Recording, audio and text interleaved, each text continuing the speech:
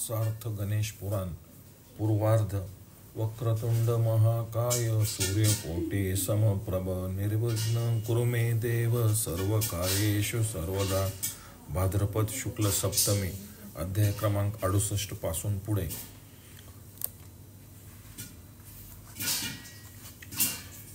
शूरसेन म्हणाला, सिद्धी देणारे व्रत ब्रह्मदेवाने कृतवीर्यास कसे सांगितले? इंद्र म्हणाले, सत्यलोकात स्वस्थ बसलेल्या सर्वज्ञ ब्रह्मदेवाकडे कृतवीर्याचा पिता गेला व नम्रतेने त्याने विचारले, तू जगाचा पालक व शरण आलेल्यांच्या दुःखाचे निवारण करणारा आहेस.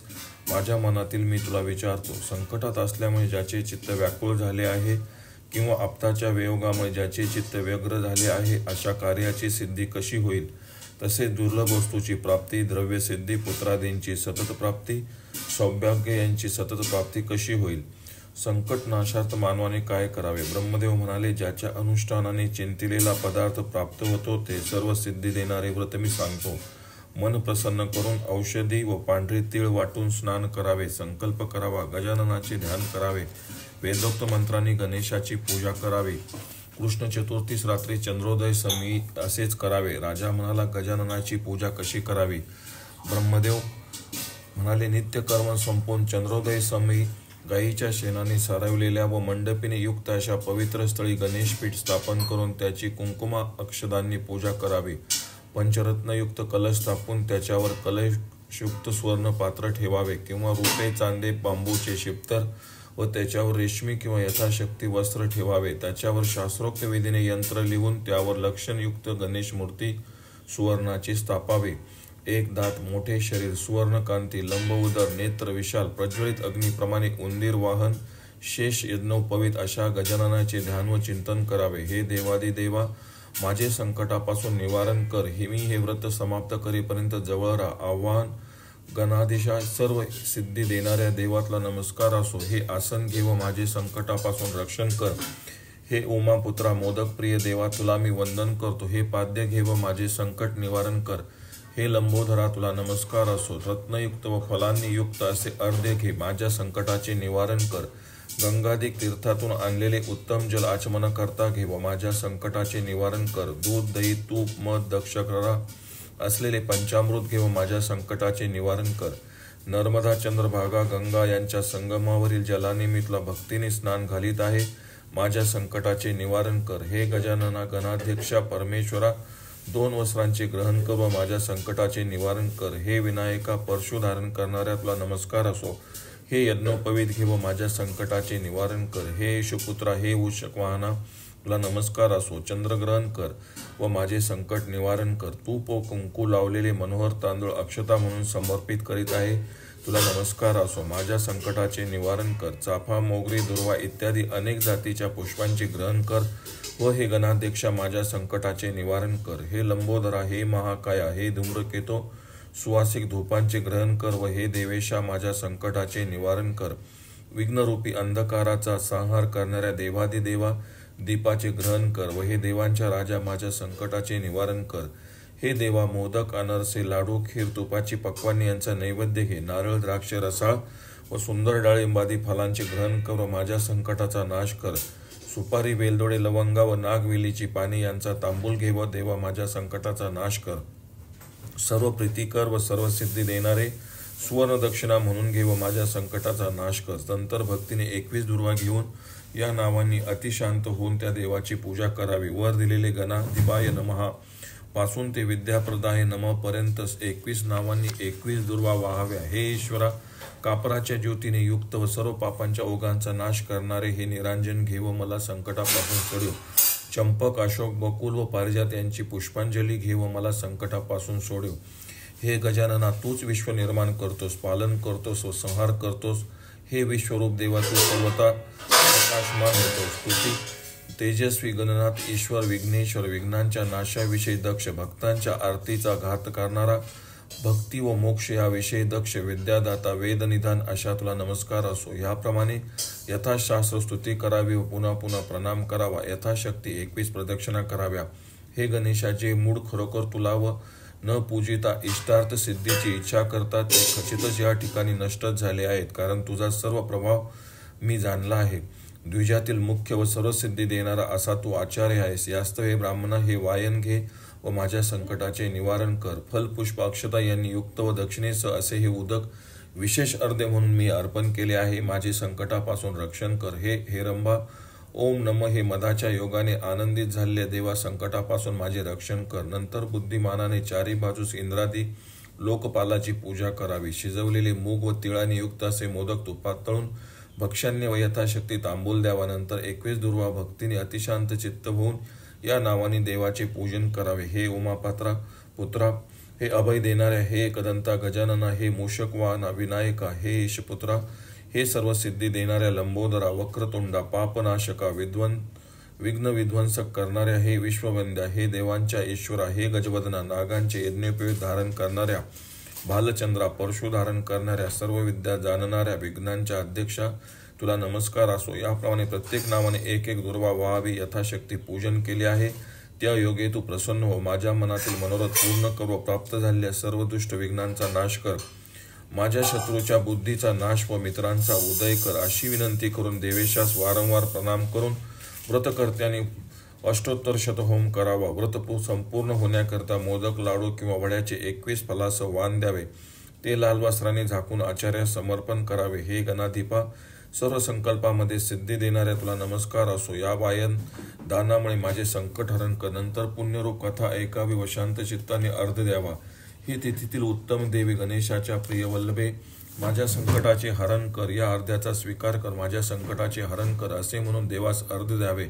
चंद्रास 7 अर्ध्य द्यावे व मंत्र म्हणावा. हे क्षीरसागरास उत्पन्न झालेल्या, हे अग्निगोत्रात उत्पन्न झालेल्या चंद्रा, रोहिणीसह हे दिलेले अर्ध घे. नंतर देवाची क्षमा मागावी. ब्राह्मणास भोजन द्यावे व राहिलेल्या अन्नातील शिल्लक अन्नातील स्वतः भक्षण करावे. मौनयुक्त प्रथम 7 घास घ्यावे. नंतर यथाशक्ती व यथासुख भोजन करावे. याप्रमाणे 4 महिन्यात यथाशास्त्र व्रत करावे.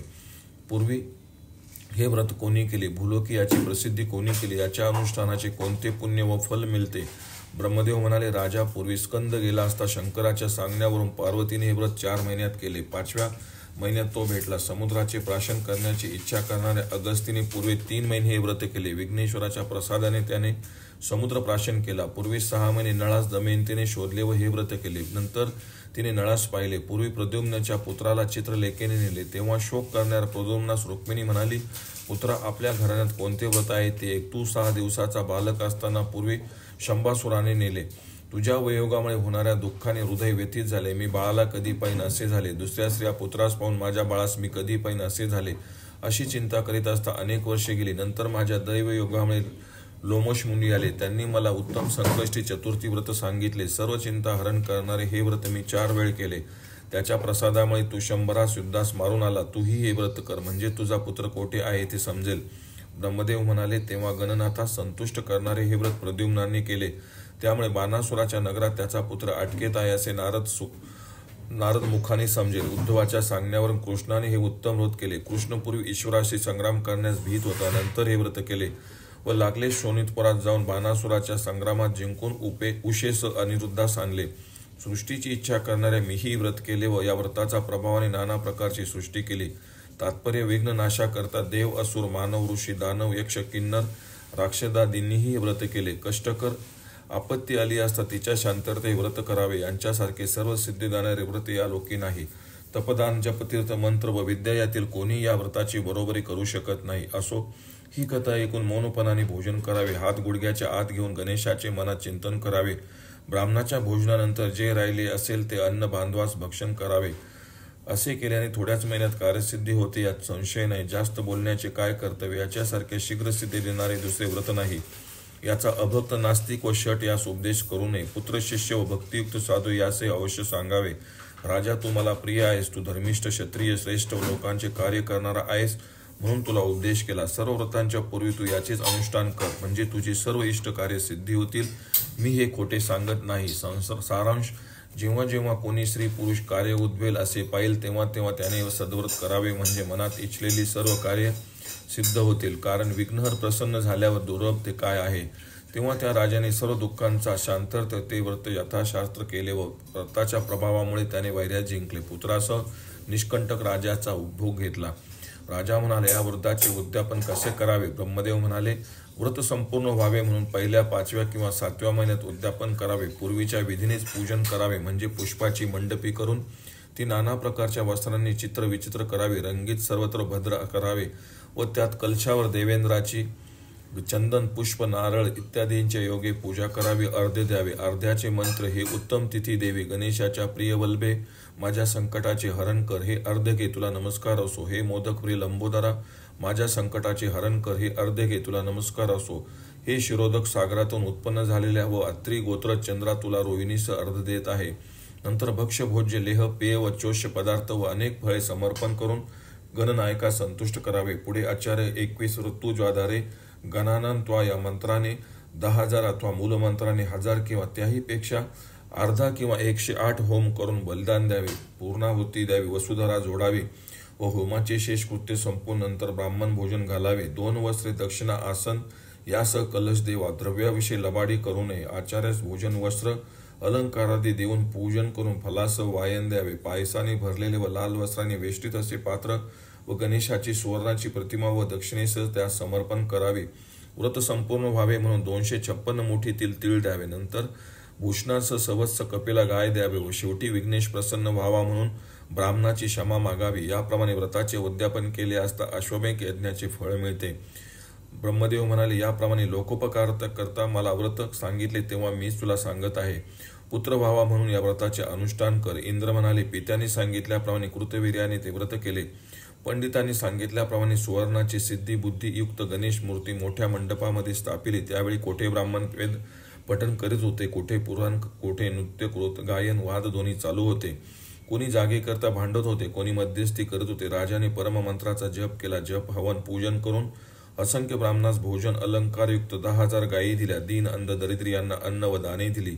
संतुष्ट झालेले व सत्य बोलणारे तप करणारे ब्राह्मण ते यांच्याकडून पुत्राकरता आशीर्वाद घेतले. त्या आशीर्वादाच्या योगाने थोड्याच कालाने राजाची पत्नी गर्भवती झाली व पुढे शुभ समय लक्षणयुक्त संपन्न पुत्रासह प्रसवली. तेव्हा पुत्र जन्मामुळे हर्षयुक्त झाले. राजाने दाने दिली. योग्य समय पुत्राचा व्रतबंध व नंतर विवाह केला. शास्त्र व अनुभवाचे ज्ञान असलेल्या पुत्रास राज्याभिषेक करून भोगसंपन्न राजा सर्वांसह प्रभूच्या स्थानी गेला. त्याच्या पुण्याने ते सर्व गणेशाच्या धामी गेले. शूरसेन म्हणाला, व्रत झाले असता त्यांना पुत्र कसा झाला? इंद्र म्हणाले, गजानन प्रसन्न झाला असता काय होणार नाही. त्याच्या प्रसादामुळे राणी गर्भवती झाली. 9व्या महिन्यात प्रसूत होऊन तिला पुत्र झाला. त्याला 2 खांदे, सुंदर मुख, सुंदर नाक, कमळासारखे नेत्र, पण हातपाय नव्हते. अशा त्या पुत्रास पाहून माता रडू लागली. ती म्हणाली, देवा, मज मंद भाग्यास असा कसा हातपाय रहित पुत्र दिलास? मी वांझ होते, तीच बरी होते. अशी पुत्रवती होऊन काय करायचे? माझा पूर्वजीवनकृत पापांचा नाश कसा झाला नाही? तुझा प्रसाद ब्राह्मणाने मजविषयी उच्चारलेली वाक्य निष्फळ कशी झाली? असे म्हणून उर्व, कपाळ, बडवंती राणी रडू लागली. तेथे बसले स्त्रियाही रडू लागल्या. तो कोलाहल ऐकून राजा आला. तोही रडू लागला. त्याची रडणे ऐकून प्रधान व नगरवासी लोकही रडू लागले. राजा म्हणाला, हे गजानना, तू दिनानुकंपनी कसा? माझ्यावर दया कशी केलीस? केवळ स्मरणानेच पापे हरण करतोस ती कशी? जप, तप, दान, पूजन, अनुष्ठान हे सर्व व्यर्थ कसे गेले? म्हणून दैव बलवान व प्रयत्न व्यर्थ आहेत.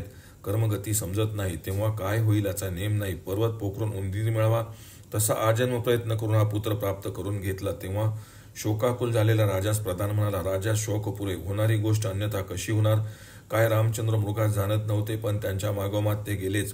द्यूत कर्म निषिद्ध हे काय धर्मास ठाऊक नव्हते, तरी सुद्धा ते खेळून तो सर्वांचा त्याग करून वनात गेला. रडल्यामुळे हा सुंदर होईल असे नाही. अदृष्ट असेल तर हा पुढे सुंदर होईल. झाड, फूल, फळ कालाने पूर्ण होते, तसा हाही काही कालाने चांगला पृथ्वीपती होईल. अमात्याचे भाषण ऐकून राजा सावध झाला. पत्नीस, उठ उठ, शोक करू नकोस असे म्हणाला.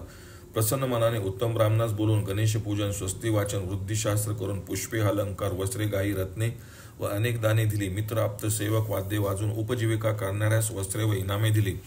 भाट, चारण, 2 अंध, दरिद्री, दीन यांना संतुष्ट केले. घरोघर विडे व साखर दिली. 11व्या दिवशी पुत्राचे नाव कार्तवीर्य असे ठेवले. उत्साहाने नगरास भोजन घातले. 12 वर्षे लोटली. एके दिवशी स्वेच्छेने त्याच्या घरी दत्तात्रय आले. त्यांच्या दोन्ही पायावर मस्तक ठेवून कृतवीर्याने नमस्कार केला. तेव्हा मुनीने राजास उठून आलिंगन दिले. आसनावर बसून राजाने त्यांची पूजा केली. आसन, पाद्य, अर्ध्य, गाय, वस्त्र, यज्ञोपवीत, धूप, दीप, नैवेद्य, फळे, अत्तर, तांबूल, रत्ने, सुवर्ण दक्षिणा समर्पण केली व पायही चेपले. प्रसन्नतेने आसनावर बसलेल्या दत्तात्रयास राजा म्हणाला, माझे जन्म जन्मांतरींचे पुण्य आज फळास आले. म्हणून या चर्मचक्षुस तुमचे साक्षात दर्शन झाले. तुमच्या प्रसादाने यापुढे अधिक शुभ होईल, कारण तुमच्यासारख्या सिद्धांचे दर्शन पापकर्मे करणाऱ्यास होत नसते. दत्तात्रय म्हणाले, तुझ्या अपूर्व पुत्रास पाहण्याकरता मी येथे आलो आहे. राजा म्हणाला, माझे अनुष्ठान तपदान व्यर्थ गेले, कारण जगदीशाने हृदयेश शल्यरूप पुत्र दिला आहे. या दर्शनास अयोग्य असलेल्या पुत्रामुळे मीही अदर्शनी झालो आहे. इंद्र म्हणाला,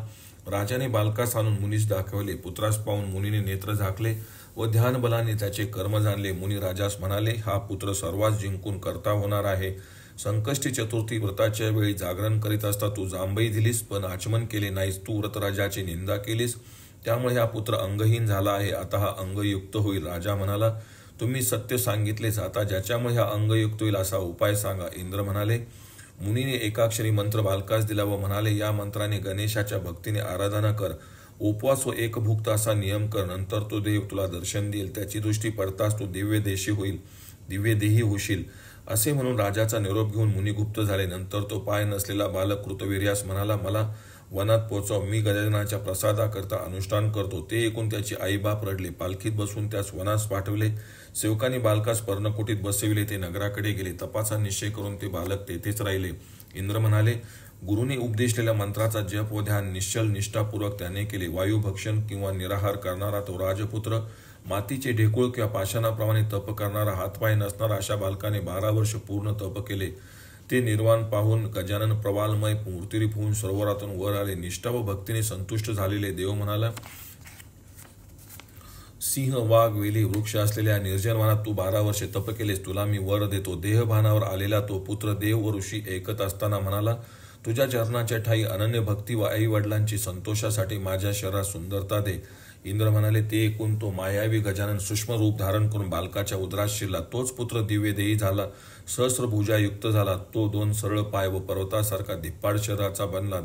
देवर्षी पुष्पवृष्टी करते झाले. गायन व वाद्याच्या नादांसह स्तुती करू लागले. 1000 भुजा असलेला तो कांतवीर्य गर्जना करू लागला. तेव्हा यमही भ्याला. त्याच्या भयाने पृथ्वीवरील सर्व राजे या युद्धात एकाच वेळी 500 बाण सोडील असे म्हणून थरथरा कापू लागले. विमानातून उतरून ब्रह्मदेवाने त्यास पाहिले व म्हणाले, तुझे स्मरण करताच देवांनाही हरवलेली वस्तू मिळेल. सर्व लोकांच्या हृदयातील पीडा तू नाहीशी करशील.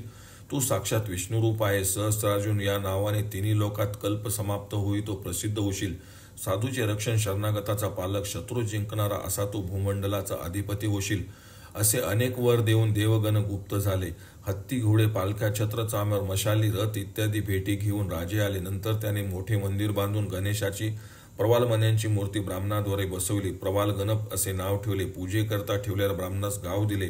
सिद्धी देणारे प्रवाल क्षेत्र म्हणून भूलोकी प्रसिद्ध झाले. पृथ्वीस धारण करणाऱ्या शेषाने तेथे अनुष्ठान केले. तेव्हा गणेशापासून अनेक वर पृथ्वीस धारण करण्याचे सामर्थ्य, सर्वज्ञत्व, 1000 फणा व 9 नागकुलाचे श्रेष्ठत्व शेषास मिळाले व त्या देवास धरणीधर असे नाव मिळाले.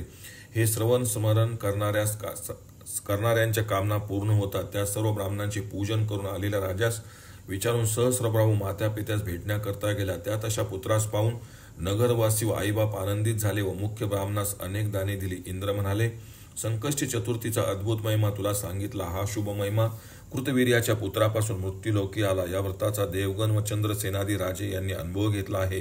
हा पुण्यकारक स्मरणाने सिद्धी देणारा आहे. या व्रतामुळे रावणाने सर्वज्ञत्व, पांडवांनी राज्य मिळवले. या व्रताचे पुण्य कोणी माझ्या हातावर दिले तर हे विमान अमरावतीकडे जाऊ लागेल. ब्रह्मदेव म्हणाले, इंद्रमुखाने शूरसेनाने व्रतमहिमा ऐकला व स्वानंद सागरात निमग्न झालेल्या व प्रतिगर्जना करणाऱ्या शूरसेनाने इंद्रास वंदन केले. चतुर्थी प्रतापाची दिव्य कथा ऐकणारा शूरसेन म्हणाला, माझे पूर्वज वन्य फळास आल्यामुळे मी हे व्रत ऐकले. याहून पुण्यरूप 3 लोकात दुसरे नाही. नंतर शूरसेन स्वतः ते व्रत करू लागला. व्यास म्हणाले, इंद्राचे ऐकून शूरसेनाने ते व्रत वदुतास म्हणाला, तुम्ही नगरात जा व जो संकष्टी चतुर्थीचे व्रत करीत असेल त्याला घेऊन या. तू ते गेले व घरोघर विचारू लागले. इतक्यात भ्रमण करणाऱ्या त्यांनी सुंदर व शुभ्र विमान पाहिले. एका कोड फुटलेल्या मुखातून स्राव होणाऱ्या माशा, किडे, दुर्गंधयुक्त शरीर, कृश उदर, केस लांब, दाट डोळे व नाक शुष्क, जी मलिन, जिच्या कानाची भोके लांबवर दिसतात व जिचा मेघासारखा आवाज आहे, अशा दुष्ट चांडाळीस नेण्याकरता गणेश दूतांनी हे विमान आणले होते. आश्चर्य पाहून तिला नमस्कार करून गणेश किंकरास ते म्हणाले, जातीने निंद्य व हीन अशी ही स्वर्गात कशी जात आहे? ही पूर्वी कोण होती? अशी कशी झाली? कोणत्या पुण्याच्या योगाने तुम्ही हिला स्वर्गात नेत आहात? हे सर्व सांगा. देवदूत म्हणाले, बंगाल देशात सारंगधर नावाचा वैश्य होता. त्याला सुंदरा नावाची सुंदर कन्या होती. हिचा कंठ मयुराप्रमाणे मुखचंद्राप्रमाणे अतिलावण्यवती स्त्रियांनाही सौंदर्यात जिंकित असे. हिचे दास्य करण्याकरता पुष्कळ अष्टनायिका योग्य नव्हत्या. नेत्र कटाक्षांनी योग्याचे मनही मोहित करून सोडी. हिचे रूप पाहून तरुण पुरुषांचे रैतस्खलन होत असे. ही जार मार्गात रत झाली. मूल्यवान वस्त्रे व अलंकार धारण करून अनेक विषय भोगणारी ही निर्लज्जी स्त्री बंगाल नगरात वेश्येप्रमाणे प्रसिद्ध झाली. पित्याने बरेच द्रव्य खर्च करून तिचे लग्न चित्र नावाच्या पुरुषाबरोबर केले. त्याला ती सदा ठकवीत असे. एकदा मध्यरात्री पती शयनावर सोडून उत्तम पोशाख करून चालली असता पतीने रागाने तिला हातात धरले व निर्भत्सना करू लागला. पापाचरण व जार कर्म करणारा तुझा धिक्कार असतो. ते ऐकून तिने आपला कोप शांत ठेवला, पण अभक्ष भक्षणामुळे अतिमत्त बलवत्त स्त्री गाढ अंधकारात हातात घट्ट शस्त्रे घेऊन तिने पतीचे उदर फोडले व आवडणाऱ्या दाराकडे गेली. राजदूतांनी ते वृत्त राजास कळवले. ते दूत ती घरी येईपर्यंत अंधारात बसले. ती येताच तिला धरून राजाकडे नेले व राजाने तिला बाहेर नेऊन ठार केले. यमाच्या आज्ञेने तिला घोर नरकात टाकले. तेथे ती अधमुख राहिली व लहान किड्यांनी तिला दंश केले. पूर्वी कर्म आठवून तिने दुःख भोगले. पूर्वी कल्पांती ही मृत्यूलोकी चांडाळी झाली. एकदा ती मद्य पिऊन मत्त झाली व दिवसाच निजली. रात्रीच्या पहिल्या प्रहरात भुकेमुळे जागी झाली. व्रत करणाऱ्या एकाच्या घरी भिक्षेस गेली. त्याने अन्न दिले व ते दैववशात स्वच्छेने गणेश म्हणणाऱ्या तिने चंद्रोदय समयी खाल्ले. त्याबरोबर गणेशाने हे शुभ विमान पाठवले. ब्रह्मदेव म्हणाले, देवदूतांचे बोलणे ऐकून राजदूत नमस्कार करून म्हणाले, आम्ही हा मोठा चमत्कार पाहिला. आता राजाने आम्हास काय आज्ञा केली ते ऐका. गुस्समद भ्रूशंडीस पाहण्याकरता इंद्र विमानात बसून गेला. देवांसह त्यांची पूजा करून आज्ञा घेऊन नगरात जाण्याकरता निघाला. जात असता कुष्ठरोगी वैश्यपुत्री दृष्टी त्यावर पडली व ते विमान शूरसेनाच्या नगरात पडले. तेव्हा शूरसेन तेथे गेला व नमस्कार व पूजा करून त्याने विमान पडण्याचे कारण व ते परत चालू होण्याचा उपाय विचारला. तेव्हा इंद्र म्हणाला, संकष्टी चतुर्थीच्या व्रतापासून उत्पन्न झालेल्या पुण्याच्या योगाने हे विमान चालू लागेल. याकरता त्याच्याकरता प्रयत्न कर. ते शोधण्याकरता आम्ही आलो आहोत. या चांडाळीने हे व्रत केले असेल तर तिला शूरसेनाकडे न्या. ते पुण्य तिने समर्पण केले तर दुप्पट पुण्यवती होऊन विमानातून जाईल. इंद्राचे विमानही अमरावतीस जाईल. असे केल्याने तुमचे, हिचे, इंद्राचे, आमचे व राज्याचे काम होईल. तुम्हास हे रुचत असेल तर करा. देवदूत म्हणाले, हिला दुसऱ्याच देण्याविषयी आम्हास गणेशाची आज्ञा नाही. तसे म्हणून तिला त्यांनी विमानात घातले. तोच तिची दिव्य कांती झाली. दिव्य अंग, वस्त्रे, भूषणे यांनी ती युक्त झाले. दिव्य वाद्य घोषात तिला गणेशाच्या जवळ नेले. इकडे राजदूत परत गेले व हा वृत्तांत शूरसेनास सांगितला. ते सांगत असतानाच ते चांडाळीसह जाणारे दैदिप्यमान व दशोदिशा प्रकाशित करणारे विमान त्यांनी पाहिले. विमानातील चांडाळीची दृष्टी इंद्राच्या विमानावर गेली. तिच्या विमानावरून आलेल्या वायूचा स्पर्श होता. सर्व लोक पाहत असताना देवर्षी विस्मित होत असताना इंद्राचे विमान वर चालले.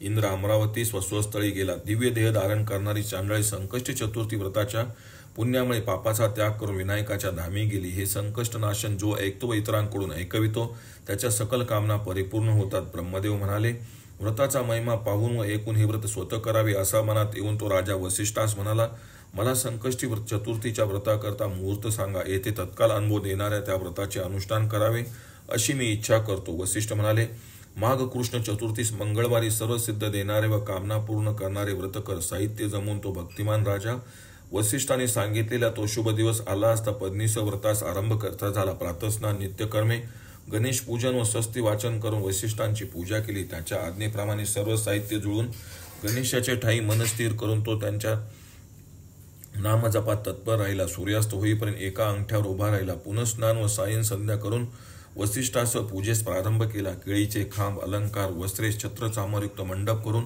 त्यात आरसे लावले. त्या मंडपावर पुष्पमाळा, रत्नमाळा, दीपमाळा लावल्या. त्यात सुवर्ण कलशावर गजाननाची सुवर्ण प्रतिमा स्थापिली. ती सुंदर वस्त्रांनी विभूषित केली. मुख्य ब्राह्मण वेदपठन करीत होते.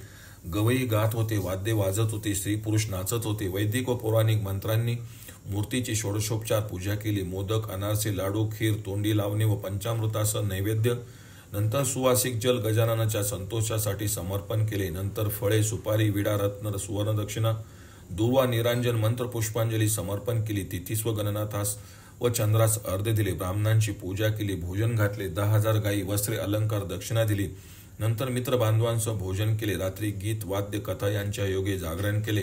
प्रभातकाली पुन्हा स्नान करून पूर्वीप्रमाणेच पूजा केली. ती मूर्ती दक्षिणा व अलंकारासह वसिष्ठास दिली. त्यामुळे गजानन प्रसन्न होऊन त्याने संपत्तीने विराजित असे विमान पाठवले. गजानन स्वरूपी राजास त्यात बसविले. पाहणाऱ्यांना आनंद देत पुण्यामुळे तो देवलोकात चालला. अलंकार व मुकुट घातलेले गजानन स्वरूपी दूत त्यास म्हणाले, संतुष्ट झालेल्या व तुझ्या दर्शनाविषयी उत्सुक असलेल्या गजाननाने हे विमान पाठवले आहे. व तेवढ्या करता आम्ही आलो आहो. हे ऐकून राजाने अश्रू ढाळले, अंगावर रोमांच उभे राहिले. आश्चर्ययुक्त व सद्गतीत वाणीने तो म्हणाला, अव्यक्त अप्रमेय नित्य अशा त्या जगदीश्वरास माझ्या दर्शनात काय लाभ मिळणार? वेद व शास्त्रे ज्यांचे निरूपण करू शकत नाही, ब्रह्मशंकर ज्यांचे स्मरण करतात, त्याने जर माझे स्मरण केले असेल तर ते माझे भाग्य होय. हे ऐकून दूत म्हणाले, राजा, भक्तांचा महिमा आम्ही जाणीत नाही, त्याच्यामुळे निर्गुण व निराकार साकार ते प्रत आहेत. राजा म्हणाल, देव, तुम्ही संतुष्ट झाला असाल तर माझी एक इच्छा आहे. या नगरात सोडून एकटा गजाननाकडे कसा जाऊ? कारण हालहाल विषय याचे वाचून कधी प्राशन केले नाही. मग यांच्या वाचून परमानंदाचा भोग कसा घेऊ? दूत म्हणाले, तुझी इच्छा पूर्ण हो, कारण तुझ्या म्हणण्याप्रमाणे न वागल्यास गजानन क्रोधाने आम्हा सर्वांस ताडण करील. ब्रह्मदेव म्हणाले, दूतांनी सर्वांस विमानात घातले. चारही योनीतील सर्व प्राणी विमानात घेतले. ते सर्व दिव्य वस्त्र व अलंकारांनी सुशोभित बनले. हा काय मोठा चमत्कार, असे एकमेकास बोलू लागले. आम्ही काही पुण्य केले नाही, मग असले विमान कसे प्राप्त झाले? ज्याप्रमाणे निधीच्या सामर्थ्याने कोणत्याही धातूचे सुवर्ण होते, त्याप्रमाणे राजाच्या पुण्य सामर्थ्याने आम्हास हे मिळाले. अथवा अतिपापी साधूच्या वाणीने सिद्धीस प्राप्त होतो, त्याप्रमाणे राजाच्या पुण्याने आमचा उद्धार झाला. विनायकाच्या दूतांनी ऊर्ध्वगतीची कल्पना केली, पण जड झालेले विमान जमिनीवरून उठेच ना. तेव्हा सर्वात संशय आला की हे स्वर्गात कसे जाणार? कोणी म्हणू लागले, दुर्दैव्यास निधी कोठून मिळणार? भिकेची हंडी मोठ्या शिंक्यावर कशी चढणार? कित्येक चोहोकडे पाहू लागले, तो त्यास कुष्ठी दिसला. एक दूत राजास म्हणाले, या कुष्ठी मनुष्यास सोडा, हा खाली उतरला की विमान वर जाईल. तेव्हा शूरसेन म्हणाला, मीच पापाचरण करणारा आहे, म्हणून माझाच त्याग करून या सर्वांस घेऊन जा, किंवा यांचे पूर्व पाप व जन्म सांगा. माझ्यावरील प्रेमामुळे तुम्ही सर्वज्ञ असल्यामुळे उपाय सांगा. दूत म्हणाले, राजा, चिंता करू नकोस, आम्ही तुला या कुष्ट्याचा जन्म, पाप, दुष्टकर्म उपाय सांगतो. गौंड देशातील गौंड नगरात एक तपस्वी, ज्ञानवान, शहाणा व देव ब्राह्मणांची पूजा करणारा एक ब्राह्मण होता. त्याचा हा पुत्र होता. त्याची माता शाकिनी व पत्नी सावित्री होती. आई बाबांचा एकुलता एक असल्यामुळे अलंकाराने सुशोभित व अतिसुंदर मदनाप्रमाणे शोभत होता. आई बापास त्याचा क्षणभरही वियोग सहन होत नसे. तरुणपणी भारी सोडून परस्त्री उपरनिंद्रित नमला. पित्याच्या म्हणण्याचा उपमत मर्द करणारा हा पापनिष्ठ झाला. एकदा त्या नगरात मनुष्यास मोह पाडणारी एक वेश्या आली. तिच्यावर याचे मन गेले. याने आई बापाच्या समक्ष हट्टाने आपले अलंकार काढून पेटीमध्ये घातले व पुन्हा चोरी करून वेश्येस नेऊन दिले. तिच्या ठाई क्रीडा करू लागला. असा हा ब्रह्मनिष्ठ योगी असतो तर इंद्रिय भोग सोडून तिच्यावर निष्ठा ठेवून राहिला. तो कामाग्नीने विवल झाला व मदाने मत्त झाला. इकडे पिता खेदाने संतप्त होऊन तहानभूक विसरून नगरातील प्रत्येक घरात पुत्रास पाहू लागला, पण तो दिसला नाही. तो श्वास सुळे स्त्रीस म्हणाला, पुत्र कोठे गेला? दीपा वाचून रात्र, जला वाचून वीर, अपत्या वाचून स्त्री, तसे त्याच्या वाचून घर शून्य भासते. प्राणाचे रक्षण करणारे त्याचे दर्शन केव्हा बरे होईल? शाकिनी म्हणाली, क्षुधा, तृषा, चिंता, शोक यांनी युक्त मी झालो आहे. प्रिय बालक कोठे गेला? त्याचे दर्शन झाले तरच मी जिवंत राहील. तेव्हा तो दुर्व नावाचा द्विज पुन्हा हातात काठी घेऊन निघाला. जो जो मार्गात भेटे त्यास पुत्राविषयी विचारू लागला. काही वेळाने तो थकला, भूक लागली व त्यास भ्रम झाला. पुढे त्यास वृद्ध व महाभयंकर भीम नावाचा अंतेश भेटला. त्यास पुत्राविषयी विचारले असता त्याने स्पष्टपणे सांगितले, हे श्रेष्ठ ब्राह्मणा, तुझा बुध नावाचा पुत्र कामासक्तून वेश्याच्या घरी क्रीडा करत आहे. कोण कोणाचा पुत्र, पिता किंवा माता? तू उगीच खेद करीत आहेस. दुर्व म्हणाले, माझा शहाणा पुत्र वेश्येशी रथ कसा झाला? वेश्येच्या घरी दुर्व गेला. तेथे मदिरेने डोळे लाल व मदाने विवल झालेला उन्मत्त पुत्र पाहिला. तेव्हा पित्याने पुत्रास हातात धरले व रागाने शिक्षा केली. दुर्व म्हणाला, चंद्रामध्ये जसा कलंक तसा तू माझ्या कुलात अधम कसा निर्माण झाला? तुझ्यापेक्षा हा काटेरी वृक्ष पाषाण चांगला असे मला वाटते. दुष्टा, तू प्राण का देत नाहीस? तुझ्या जगण्याचा काय उपयोग? तेव्हा रागवलेल्या बुधाने बापाच्या मुखात थप्पड दिली व म्हणाला, कृमी व क्रीट याच्याप्रमाणे मुख असलेल्या म्हाताऱ्या नराधमा, क्रीडासमयी तू मला विघ्न केले आहेस. अरे रे, एकावेळी ही कावळ्याची विष्ठा मजूर कशी पडावी? म्हणून पुन्हा लात मारून त्याने बाबांचे प्राण घेतले. प्राण त्याग करीत असता पित्याने हर ईश्वर असे म्हटले. पित्याचे प्राण गेले असता पुत्र आनंदित झाला व त्याच्या पायास दोरी बांधून त्याने दूर ओढून टाकले. पुन्हा मद्य पिऊन वेश्येशी क्रीडा केली. सकाळी घरी गेला असता मातेने पाहून हर्षाने आलिंगन दिले. प्रेमामुळे तिचे हृदय भरून आले व ती म्हणाली, बाळा, तू कुठे गेला होतास? कोठे होतास व तू काय केले हे सविस्तर सांग. तुझा पिता फार कष्टी झाला आहे. मीही काही न खाता रात्रभर तुझी वाट पाहत जागत बसले आहे. तुझा पिता तुला शोधण्याकरता केव्हाच गेला आहे. तू त्याला भेटावेस जा, असे ती वारंवार म्हणाले. तिने आज्ञा केली. एवढ्या कारणावरून रागावून पुत्राने काठीने तिच्या मस्तकावर प्रहार केला. ती भूमीवर पडली. ती मेलेली पाहून त्याने तिच्या पायास दोरी बांधून बाहेर ओढून टाकले व स्वतः वेश्येच्या घरी जाऊन क्रीडा करू लागला. लोकांनी लाकडे जमून त्या दंपत्यास जाळले. तो अधम दंडास योग्य होता, तरी ब्राह्मण असल्यामुळे राजा त्यास शासन करीना. पुन्हा तो बुध घरी आला असता पत्नी म्हणाली, प्राणनाथा, एका अतिप्रसिद्ध व अतिनिर्मल अशा वर्णामध्ये तुमचा जन्म झाला आहे. हातून घडत असले दुष्ट आचार म्हणून सोडा. ज्याच्यामुळे परलोकी सुख होईल ते या लोकी करावे, वृद्धापकाळात सुख होईल ते पूर्ववयात करावे. 8 महिने असे काम करावे की ज्यामुळे पावसाळ्यात सुख होईल, ज्याच्यामुळे रात्री सुख होईल ते दिवसा करावे. तुम्ही ब्राह्मण व पित्याचे लाडके म्हणून राजा क्षमा करीत आहे. सर्वांग सुंदर व तुमच्या इच्छेप्रमाणे वागणाऱ्या मला सोडून तुम्ही वेश्येच्या ठाई अनुरक्त कसे झाला. सर्वजण निंदा करतात पण भयामुळे कोणी बोलत नाही. मला लोक म्हणतात तुझा पती असा कसा निपजला. हित व्हावे असे वाटेल तर विवेकाने तिला सोडून माझ्या म्हणण्याप्रमाणे वागा. शहाण्याने अज्ञानाने व चुकीने केलेले कर्म सोडावे. हे केलेत तर माझे इष्ट केल्याप्रमाणे होईल, न केले तर माझे अनिष्ट होईल, पण ते करणे उचित नव्हे. भलतेच काहीतरी करणाऱ्या पुरुषात ही लोके नाही व परलोकाने अशा स्त्रीचे वाक्यरूपी बाणाने मर्ममेध झालेला क्रूर बुधाने रागीत झाला. पूर्व पुण्यामुळे तिने पतिरूपाने रामाचे स्मरण केले व मर्मस्थान फोडल्यामुळे ती गतप्राण झाली व दिव्य देहाने स्वर्गात गेली. पायास करून तिलाही रात्री त्याने दूर ओढून टाकले. प्रतिबंध रहित होऊन निशंकपणे तो मुक्त झाला. तुझ्याकरता पुष्कळ दिवसांनी तो बुध कालभीच्या घरी गेला. तो स्नानास गेला असता त्या दुष्टाने त्या स्त्रीचे केस धरले. सुंदर अशा तिला आलिंगन दिले. तेव्हा तिने त्या शापला, माझ्या आईबापाने माझे सुलभा असे दुष्ट नाव कसे ठेवले. हे दुष्ट बुद्धे नराधमा, मी तुला सुलभ झाले आहे. माझा कालभी नावाचा मुनिश्रेष्ठ पती स्नानास गेला असता तू मजवर बलात्कार केला असतो. पुढील जन्मी कुष्टी होशील, तुझे नावही कोणी घेणार नाही. भयभीत झालेला बुध पुन्हा वेश्येच्या घरी गेला. दारू पिऊन तिच्याशी रममान झाला. अशी अनेक दुष्ट कर्मे त्याने केली, पण त्यांचा उच्चार कसा करावा. परदोष उच्चारल्यामुळे पुण्याचा क्षय होतो. कालगतीने तो मरण पावला. दूतांनी त्याला यमसदनी नेले. यम म्हणाला, याला येथे का आणलेस, नरकात घेऊन जा. दूतांनी त्याला नरकात टाकले. तेथे तो प्रलयापर्यंत राहिला. त्याने कर्माची फळे भोगून पुन्हा वेश्येच्या घरी जन्म घेतला. ऋषी पत्नीच्या शापामुळे तत्काल कुष्ठरोगी बनला. याचा स्पर्श झाल्याबरोबर सचील स्नान करावेच पाहिजे. पिता माता पत्नीस मारणारा, मद्य पिणारा यांचे नावही घेणे योग्य नाही, कारण हा पातके करणारा दुष्ट यास दुष्टविमानात घेतल्यामुळे वर जाईनासे झाले. दूत वचन ऐकून शिरसेन कापू लागला व म्हणाला, हा दुष्टाचरणी आहे हे मला ठाऊक नव्हते. अतिकष्टी झाले. राजाने दूतास साष्टांग नमस्कार केला व म्हणाला, या दुष्टांच्या सर्व दोषांचे नाशात कृपा करून उपाय सांगा. दूत म्हणाले, आम्ही उपाय सांगतो तो एकाग्र मनाने एक गणेशाचे 4 अक्षरी प्रसिद्ध नाव याच्या कानात सांग, म्हणजे सूर्योदय झाल्याबरोबर अंधाराचा नाश होतो तसे याच्या सर्व पापांचा क्षय होईल. दुसऱ्या कोणत्याही उपायाने अनुष्ठान करण्याचा याचा अधिकार नाही, केवळ नामाचा जप करावा. तेव्हा शूरसेन राजाने पूर्वी जय या शब्दाचा उच्चार करून त्या वैश्याच्या कानात 4 अक्षरी नावाचा 3दा जप केला. गजानन शब्द ऐकताच त्याचा देह दिव्य कांत झाला. अरुणाप्रमाणे सर्व आपल्या तेजाने प्रकाशित करू लागला. नाम श्रवणानेच पापांचा क्षय झाला. तेव्हा 10 दिशा प्रकाशित करेल ते विमान विघ्न राजाच्या आज्ञेवरून विनायकाच्या स्थानी एका क्षणात गेले. तू विचारलेस ते सर्व सांगितले. महापुण्यकारक धर्मास सोडून नसलेले, यश देणारे, आयुष्य वाढविणारे, श्रवणाने सर्व सिद्धी देणारे, सर्व पीडा नष्ट करणारे, सर्व विघ्नांचा नाश करणारे हे उत्तम संकष्टी चतुर्थी व्रत व दुर्वा आणि नाम यांचा प्रभाव सांगितला. आता आणखी काय ऐकण्याची इच्छा आहे. व्यास म्हणाले, आणखी कोणी हे व्रत केले. ब्रह्मदेव म्हणाले, जमदग्नीच्या राम नावाच्या पुत्राने हे व्रत केले, त्यामुळे त्यास कीर्ती, जय, ज्ञान व दीर्घायुष्य मिळाले. व्यास म्हणाले, राम हा कोणापासून कोणाच्या उदरी कसा जन्मला. ब्रह्मदेव म्हणाले, श्वेतदीपामध्ये जमदग्नी म्हणून प्रसिद्ध महामुनी होऊन गेले. तो संकल्पाने सृष्टी व संहार निग्रह अनुग्रही करीत असे. तो त्रिकालज्ञ होता. देवही त्यास कापत असत. त्याची रेणुका नावाची पत्नी प्रभावशाली होती. तिचा लावण्याचा एक गुंजभर अंश रतीमध्ये नव्हता, म्हणून ती रती या नावाने प्रसिद्ध झाली. जी रेणुका सर्वांस मोह पाडते तिचे वर्णन कोण करू शकणार. तिच्या नेत्राची शोभा प्राप्त व्हावी म्हणून चकोर जलात बसून व हरणे गवत खाऊन तप करू लागली. तिच्या मुखाची शोभा प्राप्त व्हावी म्हणून चंद्र ईश्वराची सेवा करू लागला.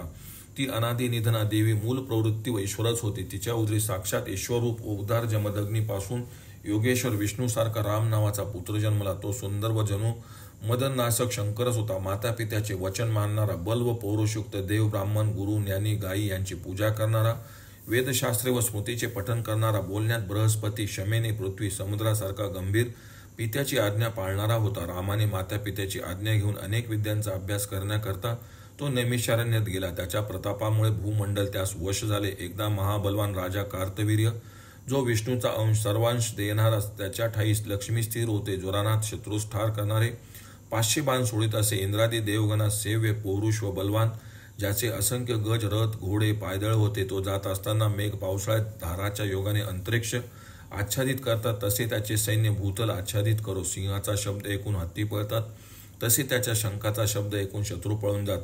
तेव्हा तो स्वच्छेने 500 टाळे वाजवे, तेव्हा ब्रह्मांड कापू लागे. चतुरंग सेनेसह नीलवस्त्र धारण करून नीलछत्र व त्याच्या सैन्यासह वने, नद्या, किल्ले, पर्वत, अनेक पशु पाहत मारीत चाललेला कैलास शिखरावर शंकराचे उत्तम स्थान आहे.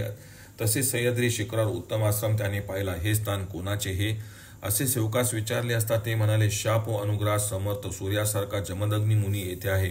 त्याच्या दर्शनाने पापे नाहीशे होतात. इच्छा असल्यास त्याच्या दर्शनात चलावे, त्यामुळे आम्हावरही उपकार होतील. तेव्हा राजा जाण्यास तयार झाला. इतर सैन्यास तेथेच ठेवून श्रेष्ठाचा राजा जमदग्नीकडे गेला. दरबारसनावर बसलेल्या व अग्निप्रमाणे तेजस्वी मुनीस राजाने व इतरांनी साष्टांग नमस्कार केला. मुनीने दाखवलेल्या आसनावर 4 रक्षकांनी वेढलेला तो राजा म्हणाला, सैनिक वृक्षाखाली वेलींच्या जाळ्यांतून व वृक्षांच्या रांगेत बसले. पाद्य अर्ध्य आसनादींच्या योगे त्याने सर्वांचे पूजन केले. मुनीने राजास गाय दिली. शिष्यांकडून सर्वांचे पूजन करविले. मृगयामुळे थकलेल्या सर्व सेनापतींनी शीतल सरोवरातील जलात स्नाने केले. तेव्हा शिष्य शास्त्रीय वाद, शास्त्रवचने, वेदघोष करीत होते. मलनेत्र अशा राजास मुनी म्हणाला, आज माझे आईबाप, जन्म, ज्ञान, तप, संपत्ती, कुल, यश तुझ्या दर्शनाने सफल झाले. परब्रह्म तू, यात संशयच नाही. आतिथ्य पाहून माझे मन संतुष्ट झाले. तेव्हा प्रसन्न झालेला मुनी हसत म्हणाला, तू कोण व कोणाचा आहेस? तुझे नाव व कार्य काय आहे? मुनी जाणत असूनही विचारू लागला. राजा म्हणाला, कर्तव्य करणारा राजाच्या तुझ्यासारख्या दर्शनावाचून अडत असते. हे दर्शन आज भाग्यामुळेच मिळाले. मी कृतवर्याचा पुत्र कार्तवीर्य आहे. आपण आज्ञा दिल्यावर मी नगरात जाणार आहे. मुनी म्हणाले, तुझी कीर्ती मी ऐकली आहे. तुझ्या दर्शनाची इच्छा होती ती पुण्याईमुळे सफल झाली. माझा ध्येय, आत्मा, तपज्ञान, आश्रम व संपत्ती तुझ्या येण्यामुळे सार्थकी लागली. काही न खाता जाणे तुला योग्य आहे का? तुला काय, लोकांमध्ये माझी निंदा होईल. काही खाऊन जावं, मला सनात कर. राजा म्हणाला, खरेच हा भोजन काल आहे व भोजन करणे उचित आहे.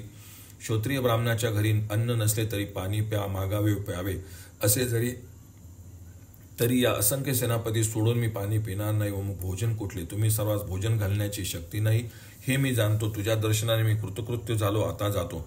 मुनी राजसे, चिंता करू नकोस. तुझ्या सैन्यास भक्ष, भोज्य, चोष्य, लेह्य या 4 प्रकारच्या अन्नाचे भोजन घालतो. तपस्व्यास असाध्य काय आहे? तुझ्या घरी सेना असले तेही बोलव. नदी तीरी क्षणभर विश्रांती घे. तोपर्यंत अन्न सिद्ध होईल व तू कौतुक पाहशील. ब्रह्मदेव म्हणाले, मनात आश्चर्य करून कृतवीर्य पुत्र नदीवर गेला. मुनीने पत्नीस बोलावून वृत्तांत कळविला. त्या उभयतांनी कामधेनूस बोलावून तिच्या पूजा केली व प्रार्थना केली. माते, आमची लाज राख. असंख्य सैन्यास राजास भोजनास बोलावले आहे. त्याच्या रुचीप्रमाणे भोजन मिळेल अशी क्षणात व्यवस्था कर. नसता आमच्या सत्याचा लय होईल, अपकीर्ती होईल. आता तुला वाटेल तसे कर. तेव्हा कामधेनूने एका क्षणात मोठे नगर निर्माण केले. तेथील मंदिरात रत्नमय खांब, सभागृहे, बागा, ध्वजा, पताका, वाद्यघोष, पाठ, भांडी यांच्या पंक्ती मांडल्या. तोरणदास, दासदासी रस्त्यातून जेथे येथे बसलेले लोक पुढे जाण्यास जमदग्नी मुनींची आज्ञा नाही असे म्हणून निवारण करीत होते. असंख्य पात्रे मांडली असता दिव्याच्या उजेडाने दैदिप्यमान झाली. अनेक चटण्या, भाज्या, सूप, खिरी, पक्वान्य, पंचामृताने पात्रे भरली. खाद्य, पेय, लेह्य, चौश अशा 4 प्रकारच्या पंक्ती असताना मीठ, लिंबू, आंबे, अमृत, बिल्व हे पदार्थ वाढले असता कापूर, वेलची, हिंग, मिरे यांची पूड, थकटीचे व कढीचे पात्र असलेली पात्रे तयार झाली. तेव्हा मुनीने शिष्यगणास बोलविले. कामधेनूच्या प्रसन्नतेसाठी कृतवीर्य पुत्रास भोजनास बोलविले. मुनी म्हणाले, नदीचे तीरावर असलेला राजास बोलावून आण. तेव्हा ते शिष्य राजाकडे गेले.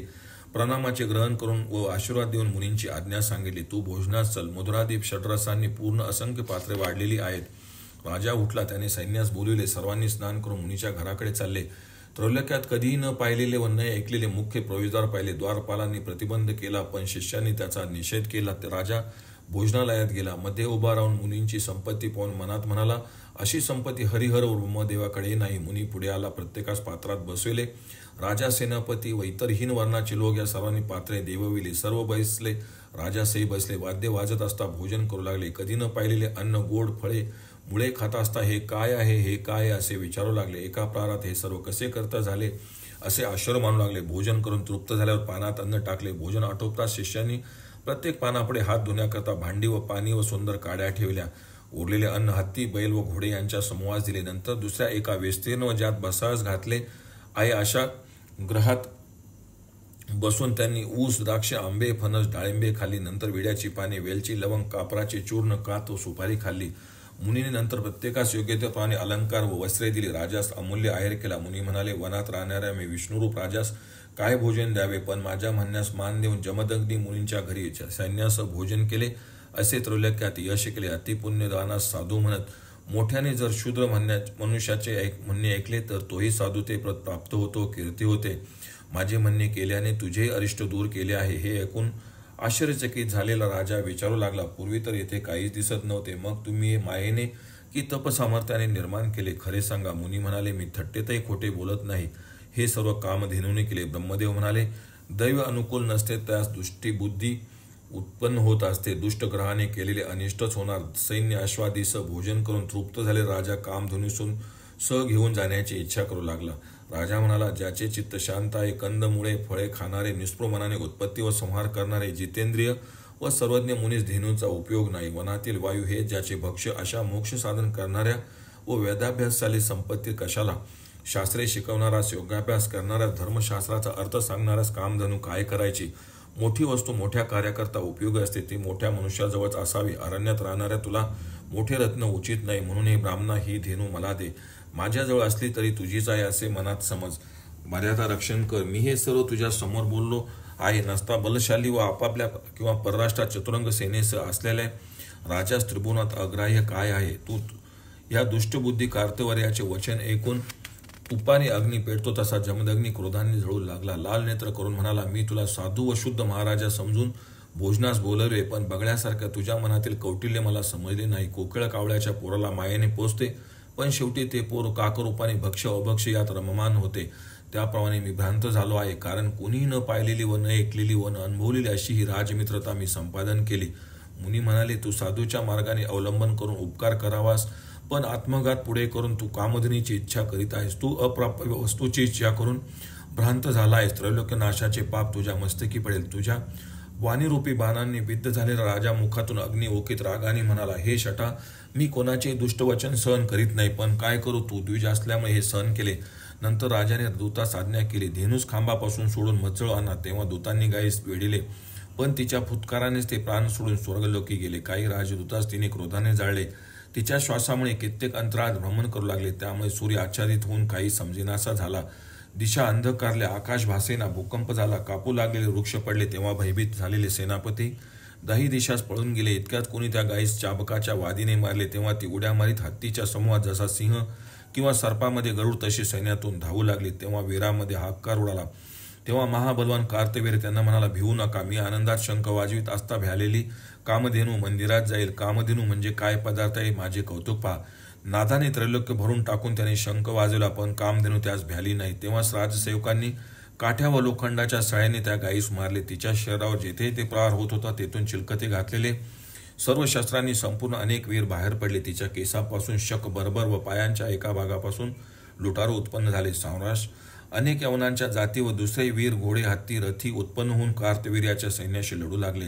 मारामुळे कार्तवीर्याचे सैन्य भूमीवर पडले. रात्री वृक्षावर जसे पतंग जमतात तसे दुसरे योद्धे जमा झाले. एकमेकाच्या प्रहारामुळे अनेक पडले. शस्त्रे तुटली. तेव्हा त्यांनी मल्लयुद्ध केले. तुंबल युद्ध झाले.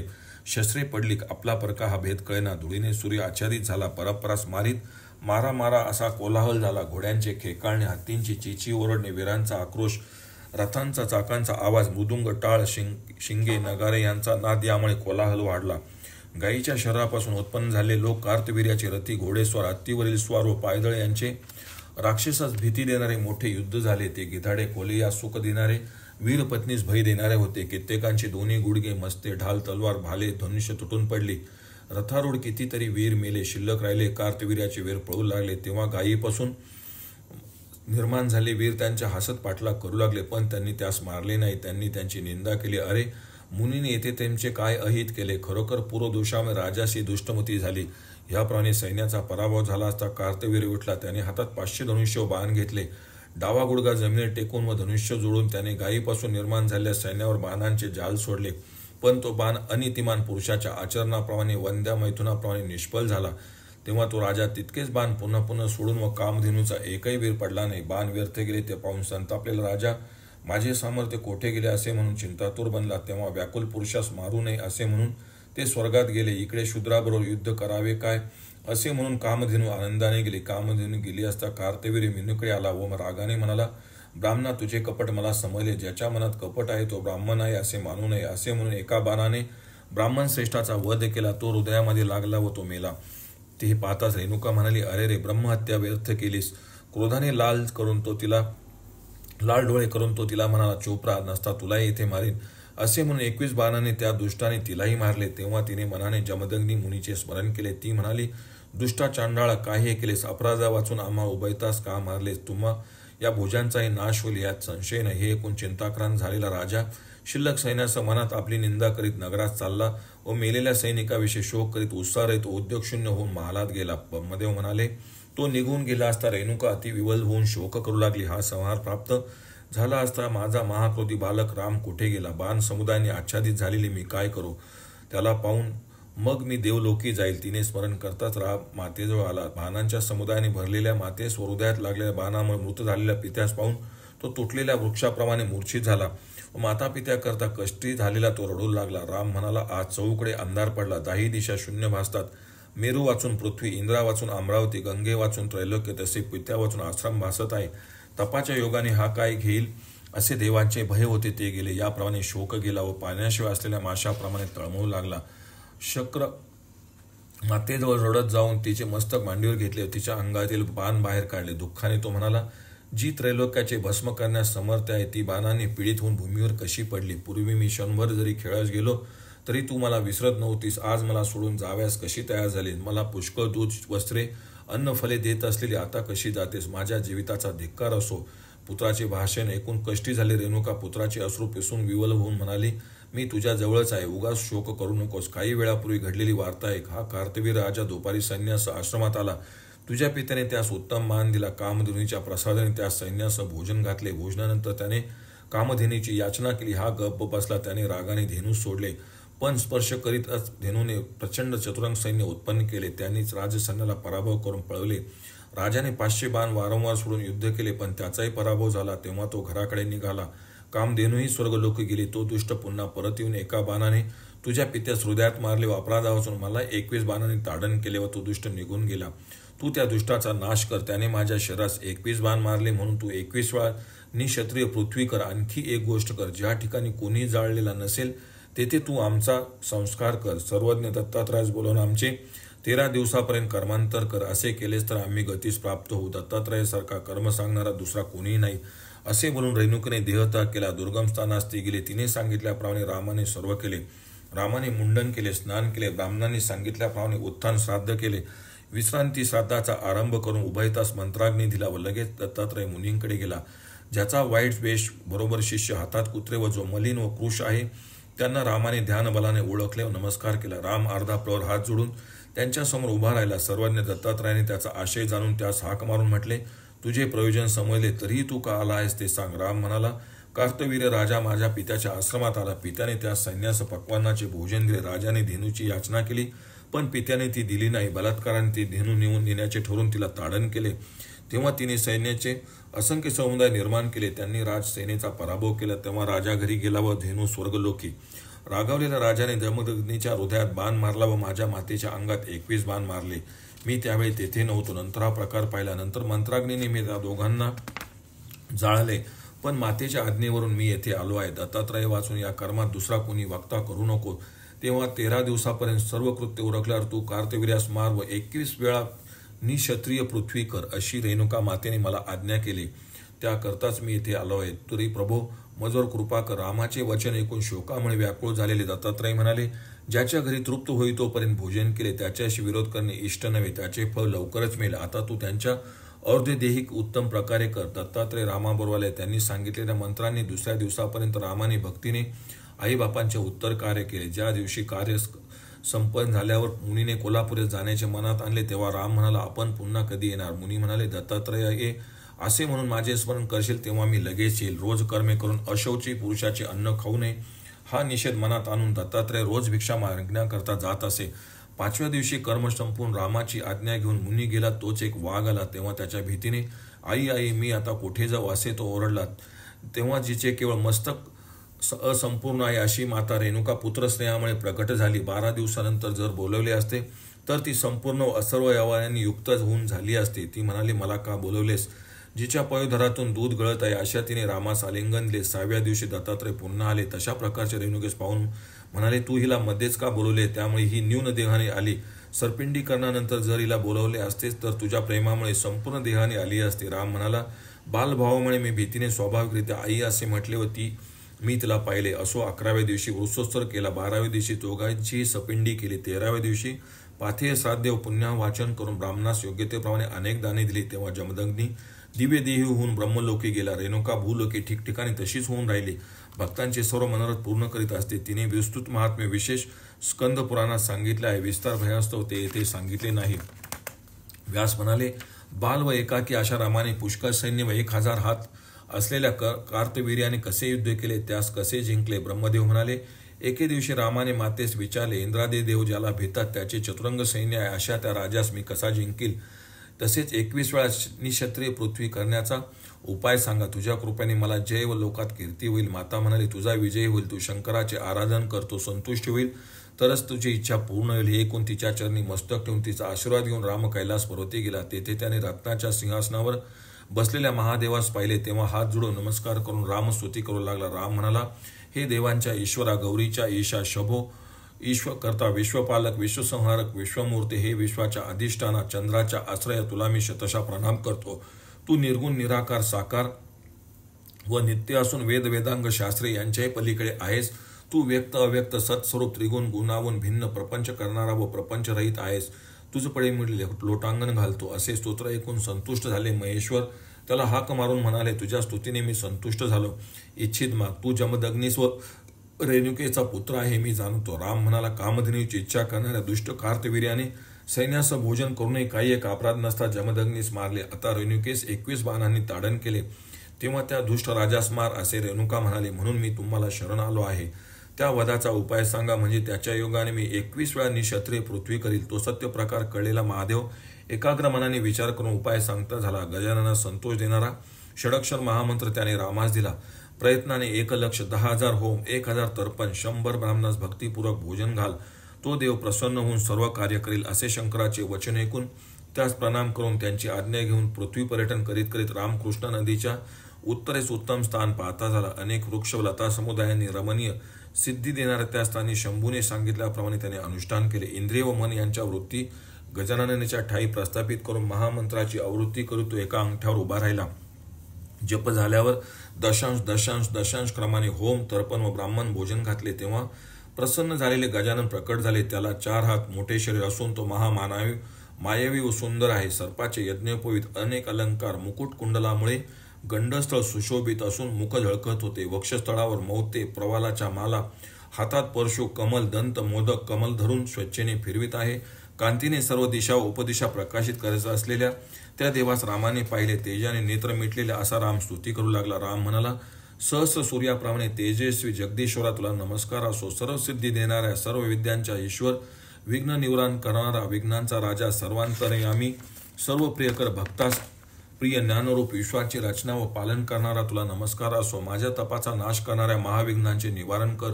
ही स्तुती ऐकून सौम्य व तेज धारण केलेला भ्रमयुक्त झालेला रामास देव म्हणाला, षडक्षरी मंत्राचा जप करून अहोरात्र ज्याचे ध्यान करीत आहेस तो मी वर देण्याकरता आलो आहे. इच्छित माग. मी अनेक ब्रह्मांडांचा उत्पादक, रक्षक व संहारक आहे. माझे रूप ब्रह्मादी देव मुनी राजसी जाणत नाही, तोच मी तुला दिसलो. राम म्हणाला, जो प्रमाणास गोचर न होणारा, सर्वाधार, सृष्टी करणारा, वेद, जप, यज्ञ, व्रते, दाने व योगाभ्यासाने लोकांच्या दृष्टीस न पडणारा आहे, तोच मी आज पाहिला. आता दुसरे काय मागू? तुझी दृढ भक्ती दे. गजानन म्हणाला, तुला माझी दृढ भक्ती प्राप्त होईल, कारण वराच्या मिशाने तुला लोभ दाखविला तरी तुझी बुद्धी विवल झाली नाही. शत्रूचा नाश करणारी माझी परशु कुऱ्हाड घे. परशुराम असे तुझे नाव जगात प्रसिद्ध होईल. असा वर व परशु देऊन गजानन गुप्त झाले. रामाने वेद, वेदांगे, शास्त्रे जाणणाऱ्या ब्राह्मणांकडून महागणपतीची स्थापना केली. त्याने दिली. ब्राह्मण भोजन घातले. रत्नाचे खांब असलेला प्रासाद करून गजाननाची पूजा केली. नमस्कार करून राम प्रसन्न मनाने स्वग्रही गेल्यानंतर त्याने पृथ्वीपती कार्तवीर्य साका मारून युद्धास बोलवले. त्याचे 1000 हात युद्धात तोडून टाकले. 21 वेळा पृथ्वी निक्षत्रिय केली. दक्षिणायुक्त यज्ञ करून ब्राह्मणास दिली. सर्व देवाहून अधिक असा त्याचा दृढ पराक्रम पाहून तो ईश्वर विष्णू आहे असे लोक जाणून त्याचे पूजन करू लागले. अशा प्रकारे गजाननाचा नाना प्रकारचा महिमा सांगितला. संपूर्ण महिमा सांगण्यास शेषही समर्थ नाही. जो साधक हे उपासना खंड ऐकतो त्या सर्व काही मिळते व तो शेवटी गणेशाच्या धामात जातो. भूतांचा प्रलय होईतोपर्यंत तेथेच राहतो. मुनी म्हणाले, रामाने ते अद्भुत तप कोणत्या ठिकाणी केले? ब्रह्मदेव म्हणाले, चारही युगात मयुरेश्वर नावाने जे प्रसिद्ध आहे तेथे मयुरावर बसून तो देव अवतीर्ण झाला व कमलासूर नावाच्या श्रेष्ठ दैत्यास त्याने मारले. त्यामुळेच मयुरेश असे म्हणून देव व मुनींनी स्तुती केली व ते त्याच नावाने प्रसिद्ध झाले. या क्षेत्रात रामाने अनुष्ठान केले व गजाननापासून परशु मिळवला. तो परशुराम म्हणून प्रसिद्ध झाला. तो इतिहास एक. महाबलवान व पराक्रमी तारकासूर दैत्याने देवाचे 1000 वर्ष तप केले. तेव्हा ब्रह्मदेव प्रसन्न झाले. त्या सर्वांपासून अभय दिले. देव, ऋषी, यक्ष, गंधर्व, राक्षस व त्यांच्या शस्त्रापासून मृत्यू नाही, पण स्कंद उत्पन्न होईल तेव्हा मृत्यू येईल असा वर देऊन गर्वाने तारकासुरास त्रैलोक्यातील लोकांस पीडा देऊ लागला. वेद, तप, अग्निहोत्राचे आचरण करणारास व इतर ब्राह्मणास त्याने कैदेत टाकले. सर्व राजे नागास जिंकून तो स्वर्गलोकी गेला. तेव्हा इंद्रादी देव हिमालयाच्या गुहेत गेले, ज्याच्या भीतीमुळे यजन व पूजन कुठेही झाले नाही. मीच ईश्वर, देव, ब्राह्मण व कुलदेवता पूज्य वंदनीय आहे, दुसरा कोणीही नाही. जा दुसऱ्यास प्रणाम करील, पूजा करील, त्याचे ताडण केले जाईल व मारून टाकले जाईल असे त्याने दूतांकडून लोकात प्रसिद्ध केले. तेव्हा लोक रिकामे झाले, त्यांच्यात सज्जन कोणी राहिला नाही. अध्ययन व षटकार, यज्ञदान, कुलधर्म बंद झाले. आचारहीन झालेले मुनी व साधू पर्वताच्या गुहेत लपले. सर्वांनी शंकराची स्तुती केली. हे शंभो, दैत्याला इतका कसा वाढवलास? तुझे जगदीश्वरा वाचून कोणास शरण जावे? तू निर्माण, रक्षण, धारण व संहार करता आहेस. अग्निवनास जाळतो तसा हा गर्वाने आम्हास तापकृत आहे. संहार करण्याची तुझी इच्छा असेल तर तू स्वतः जगाचा संहार कर किंवा तारकासुरास मार. अशी प्रार्थना करून ते पाने व वायू भक्षण करणारे, जल किंवा निराहारी असलेले मुनी कठीण व उत्तम तप करू लागले. मुनींनी तप दैत्यास समजले नाही. दैत्याने इंद्राचे पद घेऊन ब्रह्मदेवास ताडण केले. तेव्हा विष्णू क्षीरसागरात शयन करण्यास व शंकर गुहेत आले. दिक्पाल, दिग्गजे अनेक गुहेत गेले. त्यांची जागा दैत्यराजाने दुसऱ्या दैत्यास नेमले व स्वतः स्थिर राहून पृथ्वी व प्रजेचे पालन केले. तो गर्जना करू लागला असता त्रिभुवन कापत असे. इंद्रादी देव गुहेत बसूनच आनंदाने व गंभीरपणाने शंकरास आळवू लागले. सर्व देव म्हणाले, हे देवा, तू भूमी, आकाश, सूर्य, चंद्र, वायू, अग्नी, जलस्वरूप आहेस. तू यजमान आहेस. तू स्थावर व चर निर्माण केलेस, रक्षितोस व संहार करतोस. हे दुःख हरण करणाऱ्या आपले यश सर्वस्वी दुसऱ्यास समर्पण करणे तुझे परमेश्वरास उचित नाही. यास्तव या दैत्याचा नाश कर किंवा तुझ्या भजनात चित्त लावले आहे अशा देव ऋषी यांना नाहीसे कर. तुझ्या वाचून आम्ही कोणास शरण जावे, कोणास भजावे? हे पापनाशका, आमचे दुःख कोणास सांगावे? तुझ्या वाचून आमचे रक्षण करण्यास कोण समर्थ आहे? अशी शंकराची स्तुती करीत असतानाच आकाशवाणी झाली. देवो, शंकराचा पुत्र जेव्हा होईल तेव्हाच यांचा नाश होईल. जास्त त्याकरता प्रयत्न करा. हे ऐकून सर्व देव हर्षयुक्त झाले. इंद्रादी देव कैलासास आले, पण तेथे शंकर दिसले नाही. पण मूल प्रकृतिकारक उमा दिसली. ती तिची स्तुती करू लागले. हे तारके, तारण करणारे, ज्ञान देणाऱ्या देवी, त्रैलोक्यास पीडणाऱ्या तारकापासून स्थानभ्रष्ट देव व मुनींचा त्यांचा नाश होईल असा उपाय कर. तुझे देवजन्नीस प्रणाम असो. हे त्रैलोक्याचे रक्षण करणारे, हे त्रिपुरे, हे श्रेष्ठ निष्पापे, जगाचे कल्याण कर. ती प्रार्थना ऐकून जगन्माता देवी त्यास म्हणाली, आकाशवाणी मला समजली. शंकर तुमचे कल्याण करील. जेथे शंकर असेल तेथे मजबरोबर चला. तो नियमपूर्वक तप करीत आहे. असे म्हणून तिने भिल्लिनीचा वेश धारण केला. तिला पाहून परमयोगी कामभागाने बाणाने पीडित होईल. त्यावेळी कित्येक देवही मदन विवल झाले. त्या सुंदरीस पाहून उर्वशी, मेनका, रंभा, रती लज्जित झाल्या. ते सर्व शंकराजवळ आले. निश्चल ध्यान करीत असलेल्या ब्रह्माचे ध्यान करीत हालचाल न करणाऱ्या शिवास भिल्लीन व देवांनी पाहिले. तेव्हा उमा सर्व देवास सकाह व उपाय सांगू लागलीत. हा देहाती तपोनिष्ठ होऊन राहिला आहे. याच्या देहभाव करता तुम्ही कामदेवास प्रार्थना करा. त्याने बाणाने वेध केला तरच तो देहभानावर येईल व आपले कार्य साध्य होईल. देवांनी कामाचे स्मरण केले. तो आला. सर्व देव त्याला म्हणाले, सर्व स्थावर पाण्यामध्ये लोकांचा तू प्रभू आहेस. सर्व सृष्टी तुझ्यामुळे उत्पन्न होते. तू जगत व्यापले आहेस. अबला व कामी पुरुष तुझ्यामुळे बलवान झाले आहेत. तुझ्या वाचून जग व्यर्थ आहे. सर्वांचे उत्तम कार्य तूच कर. कामदेव म्हणाले, जरी मी सामुग्री सहित आहे तरी तुमचे कार्य देहपात होईतो करील. पुष्पाचे धनुष्य, स्त्रीचा कटाक्ष हा बाण करून वसंताचे संपूर्ण सहाय्य घेऊन शंकरापर्यंत सर्व जिंकेन. ब्रह्मदेव म्हणाले, देवांच्या कार्याकरता काम गेला. त्याने वृक्ष व वेलींना युक्त असे शंकराचे स्थान पाहिले. सिंह, वाघ, पशु, पक्षी तेथे होते. तेव्हा त्याने मायेने एक बाग निर्माण केला. अमृताप्रमाणे मधुर पाण्याची सरोवरे, 2 कोसपर्यंत पसरणाऱ्या सुगंधाने युक्त असे अनेक पुष्प, जांभूळ, आंबे, पिकलेली बोरे, केळी, फणस, नारळ, खजूर, वेलदोडे, लवंग, मिरे, इतरही अनेक वृक्ष त्याने निर्माण केले. तेथील सुवासाने शंकराने ग्रहण केले नाही तरी तो आपोआप शंकराच्या नागपुडीपर्यंत गेला. उषककाली शंकराने चांदणे, पाणी व फळाफुलांची बाग पाहिली व तत्काल त्याने शंकराचा मनाचा भेद केला. अशोकवनाच्या शंकराचा मनाने धिक्कार केला. देव भानार आले. मनाच्या चंचलतेच्या कारणाचा विचार करू लागले. तपास विघ्न करणारे हे शुभवन कोणी बरे केले? ज्याचे आयुष्य संपले अशा कोणी दुष्टाने अकस्मात रचले बरे? असे म्हणून भिवळे चढून रागाने डोळे लाल केले. तेव्हा काम भिवून कोठे जाऊन लपला त्याचा पत्ता लागेना. त्याने इंद्रादिकांचे स्मरण केले. तोच देव कार्यसिद्धीच्या इच्छेने विमानावर आरूढ होऊन आले. तितक्या शंकराने अति लहान व कृश अशा मदनास पाहिले. त्याबरोबर त्याने तिसरा नेत्र उघडला. मदनास जाळून टाकले. तेव्हा पृथ्वी स्वर्ग पाताळ तिन्ही लोक कापू लागले. नको मारू असे देव म्हणत असताना नेत्राच्या अग्नीने कामाचे भस्म झाले. भिल्लिनीने नमस्कार करून हात जोडून त्रैलोक्याच्या हिताच्या इच्छेने आदराने शंकराची प्रार्थना केली. हे देवा, त्रैलोक्यात जाळणारा हा अग्नी आवर. ब्रह्मदेवाने वर दिलेल्या बलवान तारकासुराचे त्रैलोक्य जिंकले. होम हवन बंद झाले. देवस्थान भ्रष्ट झाले. तू तपातून देव भानार यावे म्हणून कामास बोलावून तुझ्याकडे पाठवले, पण श्रेष्ठांचा अपराध केल्यामुळे तो भस्म झाला. हे देवा, तुला शरण आलेल्या आमचे रक्षण कर. तू शरणागत पालक म्हणून प्रसिद्ध आहेस. देवांचा अपराध सहन कर. ब्रह्मदेव म्हणाले. तिने पायावर मस्तक ठेवले. तेव्हा अग्नी आवरून उठ उठ, तुझ्या नम्रपणाच्या वचनामुळे देवांचे मी रक्षण केले असे म्हणून तिला आलिंगन देऊन त्या भिलीनीस त्याने मांडीवर बसवले. नंदीवर बसून शंकर कैलासावर गेले. ब्रह्मदेव म्हणाले, शंकराने आलिंगन दिले तेव्हा भिल्लीन मदाग्नीने संतप्त झाले. कोठेही सुखी नाही. शीतल वाळ्याचा व थंड पाण्याचा आश्रय घेतला तरी तेथे सुख लागेना. जमिनीवर झोप येईना. कापूर, चंदन व शीतल पदार्थ तिला सुख देईना. अशा प्रकारे पुष्कळ काळ गेला. ती अस्थि चर्म शिल्लक राहिली. तेव्हा ती शंकरास म्हणाली, देवा, मी कोणत्या अवस्थेप्रत गेले हे पहा. मदनास जरी तुम्ही जाळले तरी तो मला फार पीडा देत आहे. त्याच्या शांतीकरता अनेक उपाय केले, पण शांती मिळत नाही. यास्तव प्रभो, जेणेकरून माझ्या मनाची शांती होईल असा उपाय करा. तेव्हा शंकराने तिला एकांतात नेले. पलंगावर बसवले. मदनाने वश झालेला तो देव तिच्याशी यथेची क्रीडा करू लागला. मेलेल्या मदनाने देवकार्य केले. अनंगासारखा धनुर्धारी नाही अशी त्याची कीर्ती झाली. ती उभयता क्रीडा करीत असता 60,000 वर्षे गेली. स्थानभ्रष्ट झाले. देव मुनी मदनाचे हे कृत्य ऐकून पुन्हा कैलासावर गेले. शंकर क्रीडा करीत आहे हे जाणून तेथे व्याकुळचित्त होऊन मुकाट्याने बसून राहिले. काही वेळाने तारकासुराच्या भीतीने ते पुन्हा गुहेत गेले. याचा वध केव्हा होईल व आम्ही स्वस्थळी केव्हा जाऊ? शंभू आमच्या दुःखांचा नाश केव्हा करील? अशा चिंतेत ब्रह्मादी देव असताना देवगुरु आले. म्हणाले, माझे ऐका. तुम्ही सर्व अग्नीस सांगा की वेश बदलून शंकराकडे जाऊन त्यास बोध करून देवकार्य करावे.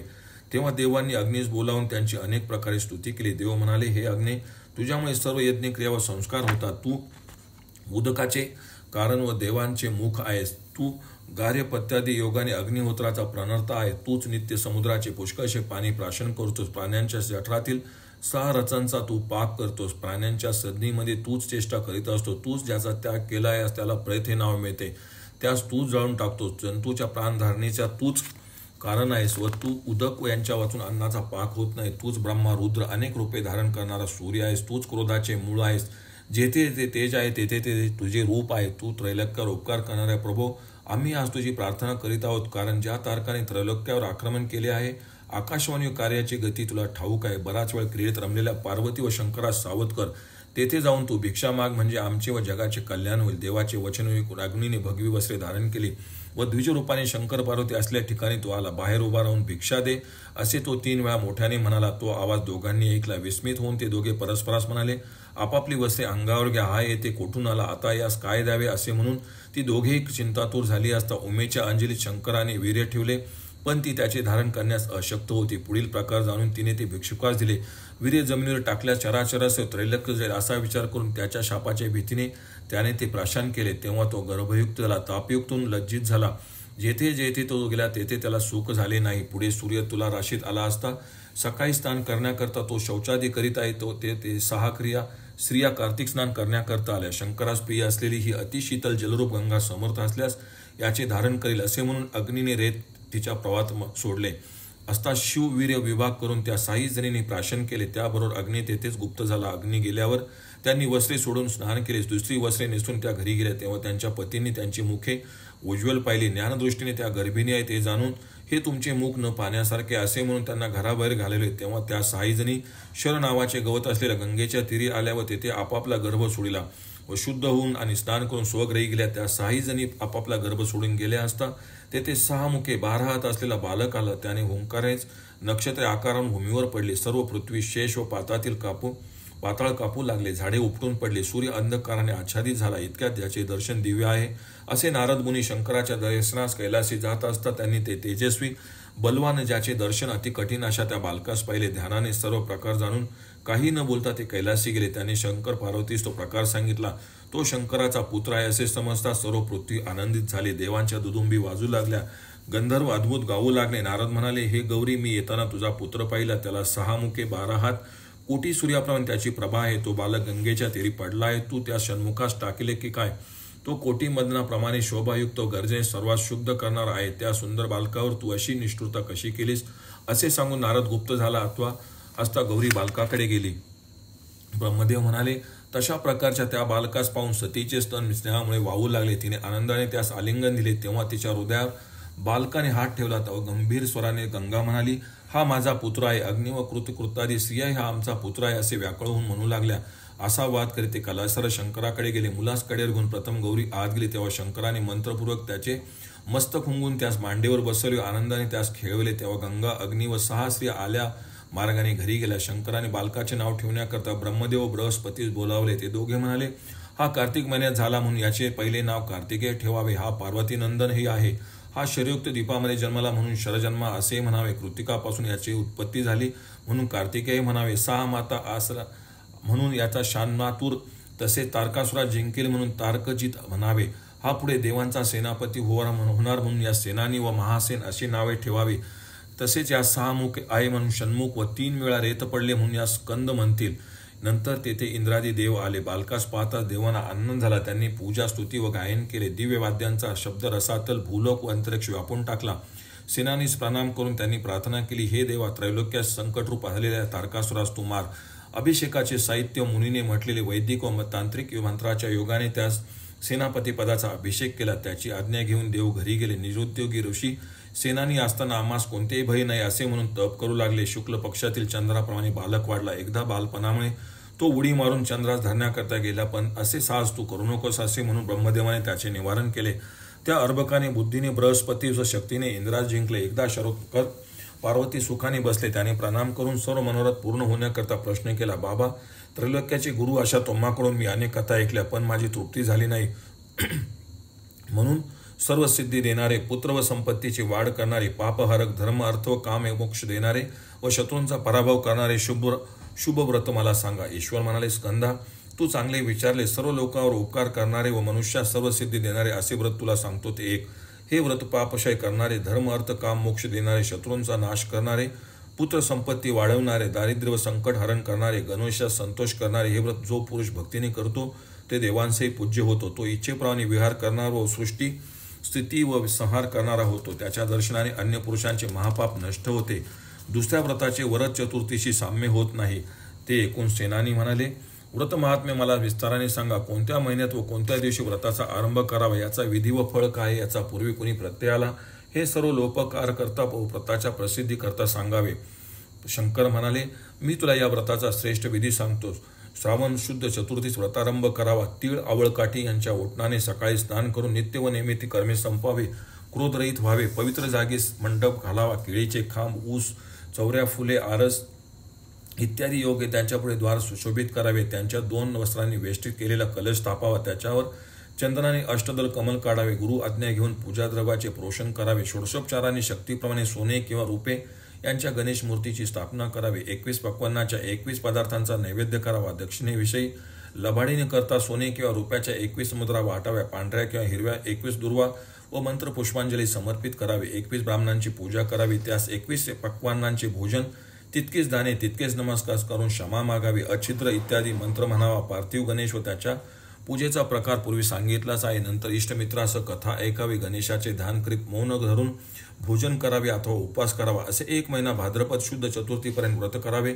त्या चतुर्थीस आपल्या ऐश्वर्याप्रमाणे महोत्सव करावा. गणेशाचे पूजन, रात्री गायन, वाद्य, पुराण श्रवण, दुसरी आख्याने यांच्या योगाने जागरण करावे. सहस्त्रनामाने स्तुती करावी. प्रभाती स्नान करून पूजा करावी. 121 ब्राह्मणास भोजन, गायी, भूमी, सुवर्ण वस्त्रे, भूषणे, धन द्यावे. दीन, अंध, दरिद्री यांना धन द्यावे. शक्ती नसल्यास 21 ब्राह्मणास भोजन द्यावे. गणेशाची धातूची मूर्ती त्यांना द्यावी. मातीची असल्यास पाण्यात सोडावी. वाद्य, घोष व गीत गात पालखीतून मिरवीत तिच्यापुढे दांडपट्टा खेळत थाटाने विसर्जन करावे. घरी परत यावे. जो हे व्रत 1 वेळ करेल त्याच्या कामना पूर्ण होऊन गणेशपद प्राप्त होईल. एकाक्षरी मंत्राचा जप करणाऱ्या ब्रह्मदेवाने सृष्टीकरता हे व्रत केले. तेव्हा तो विकट त्यास दिसला व त्यास अनेक प्रकारचे सामर्थ्य दिले. षडक्षरी मंत्र जपणाऱ्या महाविष्णूने हे व्रत केले व अद्भुत शक्ती मिळवली. इच्छेप्रमाणे अवतार घेण्याचे सामर्थ्य मिळवले. षडक्षरी मंत्र जपणाऱ्या मीही हे व्रत केले. वत्रासूर व शंभरासूर मारण्याकरता इंद्र व मदनाने हे व्रत केले, त्यामुळे त्या जिंकले. मी त्यामुळे सामर्थ्यवान झालो. त्रैलोक्याचा संहार करतो. यक्ष, किन्नर, गंधर्व, मुनी राक्षस सिद्ध चारण मानवानी इष्टसिद्धी मिळवण्याकरता हे व्रत केले. स्कंदा, हे व्रत चतुर्थीपासून तू कर, म्हणजे तू त्रिभुवनात ख्यात व रणात अजय होशील. षडक्षरी मंत्र मी तुला देतो. सुमुहूर्तावर शंकराने स्कंदा षडक्षरी मंत्र दीक्षा दिली. स्कंद तप करण्यास गेला. वृक्ष, वेली, मुळे, फळे, सरोवरे असलेल्या ठिकाणी तो आला. एका पायावर उभा राहून त्याने दारुण तप केले. यथाविधी व्रतही केले. मंत्रजप व व्रताच्या प्रभावामुळे परमात्मा गजानन त्याच्यावर प्रसन्न झाले. सेनानीस योग्यास स्थान करण्यास योग्य असे उत्तम स्वरूप दाखवले. 4 भुजा, महामुकुट, कुंडले, बाहुभूषणे, एकदंत, मस्तकावर चंद्र, शुंडादंडाने विरजित, 4 हातात पाश, अंकुश, माला व दंत असलेला, मोती मणिगण यांनी युक्त, उदरावर वासुकी, दिव्य वस्त्र, दिव्य गंधाचा लेप, अनेक सूर्याप्रमाणे तेजस्वी असलेल्या ज्वालांनी युक्त त्या देवास आश्चर्याने व नेत्र प्रफुल्लित अरुण षडाननाने पाहिले. व्याकुळ चित्ताने हे काय बरे आहे की ज्याचे मी चिंतन करतो आहे तेच आहे की दुसरे हे काही समजत नाही असे हळूच विचारले. गजानन म्हणाला, तू अहोरात्र ज्याचे एकाग्र मनाने चिंतन करीत आहेस तो मी वर देण्याकरता आलो आहे. तुला काय हवे ते सांग. तुझ्या तपामुळे संतुष्ट झालेला मी तुला ते देईल. स्कंद म्हणाला, हे देवा, शास्त्राकार ब्रह्मादी देव, शेषादी नागही तुझ्या स्वरूपात जाणत नाही ते तू मला दाखवलेस. त्यामुळे जरी मी पूर्ण काम झालो आहे तरी तुझ्या सांगण्यावरून मी मागतो. माझा कधीही पराजय न हो. मी चिंतन करताच मला दर्शन देत जा. तुझ्या चरणांचे कधीच विस्मरण न हो. मला सर्व देवात श्रेष्ठता प्राप्त हो. भक्तांच्या मनोरथांचा जणू काय कल्पवृक्ष असा तू अलक्ष्य असून लक्ष्य झालास, म्हणून लक्षविनायक या नावाने तू प्रसिद्ध होशील. लक्षविनायक म्हणाला, स्कंदा, तू जे जे मागितलेस ते सर्व होईल. माझा तुझा विसर पडणार नाही. चिंतन करताच मी तुझजवळ येईल. तुझ्या शत्रूंचा पराजय होईल. तू देवात श्रेष्ठ होशील. ब्रह्मदेव म्हणाले, तपसामर्थ्य व विनयामुळे प्रसन्न झालेल्या देवाने स्कंदास वर दिले. आपले वाहन मयूर दिले. त्यामुळे त्याचे नाव मयूरध्वज हे नाव प्रसिद्ध झाले. गजानन म्हणाला, तार्कातिक महाअसुर तुझ्या हातून मरतील. लक्षविनायक या नावाने मी या क्षेत्री राहील. विकट प्रभू तेथेच गुप्त झाले. स्कंदाने महामूर्ती करून ब्राह्मणास त्याचे नाव लक्षविनायक ठेवले. लक्ष, मोदक, फुले, दुर्वा, इतरही पूजा साहित्य लक्ष संख्येने घेऊन मूर्तीचे पूजन केले. 1 लक्ष ब्राह्मणास भोजन दिले. स्तुती व नमस्कार करून स्कंद मयुरावर बसून शंकराकडे गेला व त्यास सर्व वृत्तांत सांगितले. मयूरध्वज या देवाने ठेवलेल्या नावाने तो लोकात कीर्तन करू लागला. शंकराच्या आज्ञेने तारकासुराच्या नाशाकरता यजमानाचे स्मरण करून गेला. देव व ऋषी त्यांनी त्या सेनापती पदाचा अभिषेक केला. स्कंदाने तारकासुराशी युद्ध सुरू ठेवले. 1 लाख वर्षाच्या आत स्वद सामर्थ्याने त्यास मारले. त्या युद्धाचे वर्णन करण्यास शेषही समर्थ नाही. तारकासूर मेला असता देव, मुनी, नाग, मानव यास आनंद झाला. त्यांना शांती मिळाली. त्यांनी स्कंदावर पुष्पवृष्टी केली. देव लोक स्वस्थानी गेले व स्वाहा करून षटकार करू लागले. ब्रह्मदेव म्हणाले, प्रभावशाली देव गजानन व त्याचे व्रत सांगितले. 33 कोटी देवा जो महादैत्य अवध्य होता त्यास चतुर्थीच्या व्रताच्या प्रभावामुळे स्कंदाने मारले. तो इंद्रादी देवास पूजनही झाला. व्यास म्हणाले, शांत मनाने स्कंदाने अनुष्ठान कोठे केले ते सांगा. ब्रह्मदेव म्हणाले, जेथे घृष्णेश्वर म्हणून प्रसिद्ध देव आहे तेथे त्याने अनुष्ठान केले. तेथे लक्षविनायकही प्रसिद्ध झाला. त्या नगरात पूर्वी एल नावाचा एक मनुष्य होता. तो पुढे प्रसिद्ध राजा झाला. त्याच्यानंतर त्याच्याच नावाने ते स्थळ प्रसिद्ध झाले. मुनी म्हणाले, हे ब्रह्मदेवा, गजाननाच्या व्रतासंबंधी आख्यान ऐकले, पण शंकराने क्रोधाग्नीने मदनास जर जाळले आहे तर मदन अद्यापि सर्व लोकांमध्ये का दिसतो हे सविस्तर सांगा. ब्रह्मदेव म्हणाले, शंकराने मदनाचा अपराध जाणून क्रोधाने 3रा नेत्र उघडून मदनाचे भस्म केले. तेव्हा रती शोक करू लागली. शंकराजवळ जाऊन साष्टांग नमस्कार करून ती शंकराची स्तुती करू लागली. रती म्हणाली, ज्यास गिरजा साई आहे, वृषध्वज आहे, कपाळावर नेत्र आहे, अशा शंकरास मी नमस्कार करतो. जे सत्व, रज व तमोगुणामुळे लोकांस रक्षण, निर्माण व स्वच्छेने संहार करीतो. नरकपाल धारण करणारा, भिक्षा मागून खाणारा, दीनावर दया करणारा, जिचा प्रियकर नष्ट झाला आहे अशा मला आश्रय देव. जो महाबलवान देव हवे ते करण्यास, न करण्यास किंवा काही करण्यास समर्थ आहे, तो मज मेलेल्यास सौभाग्य नष्ट झाल्यामुळे मी मेलेलीच आहे. जिवंत करो नसता मी प्राणत्याग करून तुझे यश मलिन करील. ब्रह्मदेव म्हणाले, स्तुतीमुळे शंकर प्रसन्न झाले. वर माग व मी संतुष्ट झालो आहे. तुझ्या मनातील सर्व इच्छा मी पूर्ण करील. रती संतुष्ट झाली. प्रणाम करून देवाला म्हणाली, पाताळ, स्वर्ग, पृथ्वी या ठिकाणी असलेल्या सुंदर स्त्रियात माझ्या लावण्याचा लेशही नाही. मला पाहून निर्लज्ज बनून देवात इंद्रादी देव वीर्यपात करतात. त्यामुळे मला फार लज्जा वाटत आहे. तिचे तू निरसन कर. कामा वाचून माझे लावण्य व्यर्थ आहे. ती रती विधवा आहे. अपयश मला जाळीत आहे. तरी पतीचे दान करून मला जिवंत कर. ती प्रार्थना ऐकून लोकांचे कल्याण करणारे शंकर म्हणाले, हे कल्याणी चिंता करू नकोस. लज्जित होणे तुला योग्य नाही. तू स्मरण करताच किंवा मनाने चिंतन करताच तो मनोभू नामक काम तुला दिसेल व इच्छा पूर्ण करेल. विष्णू व रमेपासून प्रद्युम्न नावाने तो जन्मेल व तुझा पती होईल. आता तू आपल्या घरी जा. शंकराच्या सांगण्यावरून ती घरी गेली. तिने पतीचे स्मरण केले व तिच्या पुढे अनग आला. ईश्वराच्या इच्छेमुळे तिला त्याचे प्रत्यक्ष दर्शन झाले. तेव्हा रती आश्चर्य व हर्षाने युक्त झाली. अनग शंकराकडे गेला व प्रणाम करून म्हणाला, हे देवादी देवा, अपराधा वाचून मी अनग कसा झालो? तारकासुराकडून पीडित झालेल्या इंद्रादी देवांचा व मुनीस हे माहीत होते की तुझ्यापासून स्कंदाची उत्पत्ती होईल. त्या सर्वांच्या प्रार्थनेवरून सर्वांवर उपकार करण्यासाठी तुझ्या निष्ठेचा भंग करण्यास मी तसले कर्म केले. उपकारासारखे पुण्य त्रिभुवनात नाही, पण माझ्या दैवामुळे त्या विपरीत माझ्यावर परिणाम झाला. मी पूर्वी 33 कोटी देवामध्ये अधिक सुंदर होतो. सुंदर पुरुषास माझीच उपमा देतात. हे महादेवा, कृपेने मजवर अनुग्रह कर. ब्रह्मदेव म्हणाले. नंतर शंकराने त्यास गणेशाचा एकाक्षरी मंत्र दिला व प्रणाम करण्यास अनंगास अनुष्ठान करण्यास सांगितले. तेव्हा अनंग सिद्धी देणाऱ्या रम्यस्थानी गेला व अनुष्ठान केले. एकाक्षरी मंत्राचा जप व गणेशाच्या ध्यानात तत्पर होऊन नित्यवायू मात्र भक्षण करून स्त्रीसह पूर्ण 100 वर्ष त्याने तप केले. तेव्हा प्रसन्न झालेल्या देवादिदेव गजानन प्रगट झाला. 10 भुजा, मुकुट, दैदिप्यमान सुंदर कुंडले, बाहुभूषणे, कोटी सूर्याप्रमाणे तेजस्वी, मोत्यांच्या माळा, दिव्यमाला वस्त्रे, दिव्यगंधाची उटी, सोंड व मुखशेंद्राप्रमाणे लाल, 10 हातात आयुधे शोभत असलेला, नाभीवर शेष सिंहाप्रमाणे स्कंद असलेला तो महाश्रीमान आपल्या चित्कारांनी सर्व लोकांस त्रास देत प्रगट झाला. तेव्हा यक्ष, गंधर्व, किन्नर, अप्सरा यासह इंद्रादी देव तेथे आले. त्यांनी दिव्यवाद्यांनी, ध्वनींनी, गजाननाची षोडशोपचारांनी भक्तीने पृथक पृथक पूजा केली. कामाने उठून देवाच्या चरणावर मस्तक ठेवले. देव व मुनी यासही नमस्कार केला. नंतर त्याने विकट नावाच्या त्या देवाची स्तुती केली. काम म्हणाला, तू परब्रह्मस्वरूप व निराकार असूनही साकार आहे, सर्व दुःखापासून मुक्त करणारे. तुझे चरण मी पाहिले. आज माझा जन्म व तप धन्य झाले, कारण हे चरण सर्व सिद्धीचे कारण, धर्म, अर्थ, काम, मोक्ष देणारे आहे. ज्याच्या योगाने मी आज परमपुरुष पाहिला ते नेत्र धन्य होत. तूच देवास वेदांत, सांख्य, पातंजली दिक जाणत नाही. तेथे वेदही कुंठित होऊन नेती नेती असे म्हणून स्तब्ध राहिले. अनंत कोटी ब्रह्मांडे ज्याच्या रोमरंध्रामध्ये आहे असा तू सर्वेश्वर.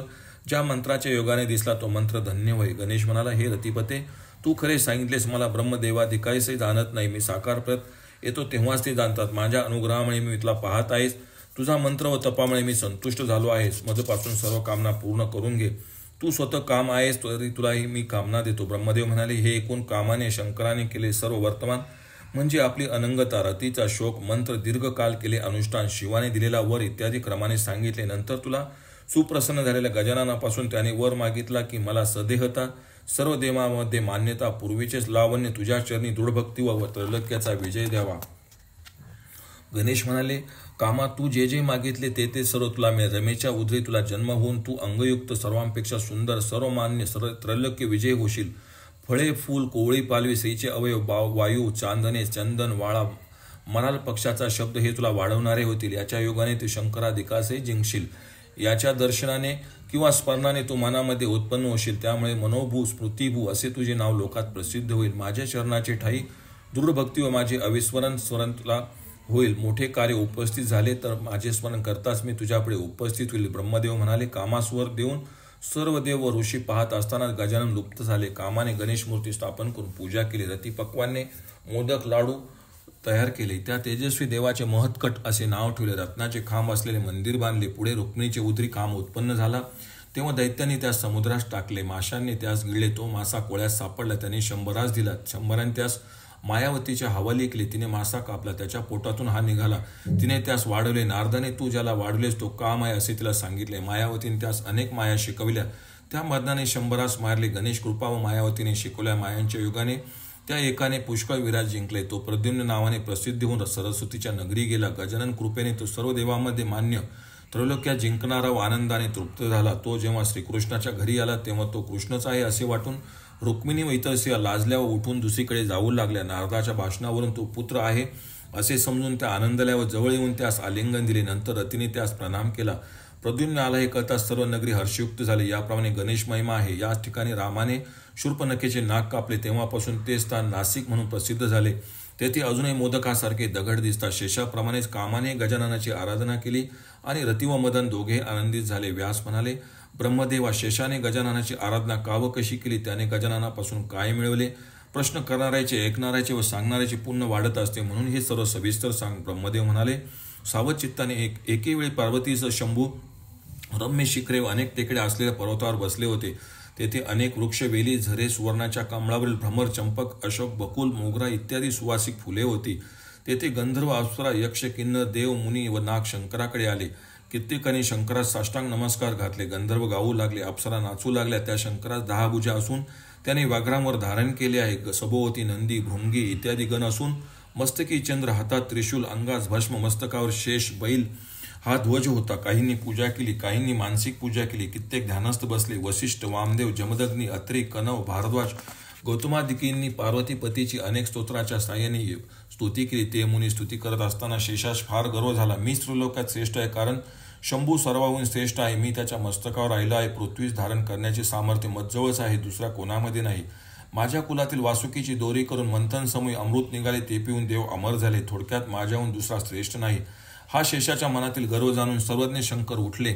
त्या शेषास भूमीवर आपडले. त्यामुळे त्याच्या एका मस्तकाचे 10 तुकडे झाले. तो अर्धा प्रहर मेल्याप्रमाणे मूर्छित होऊन पडला.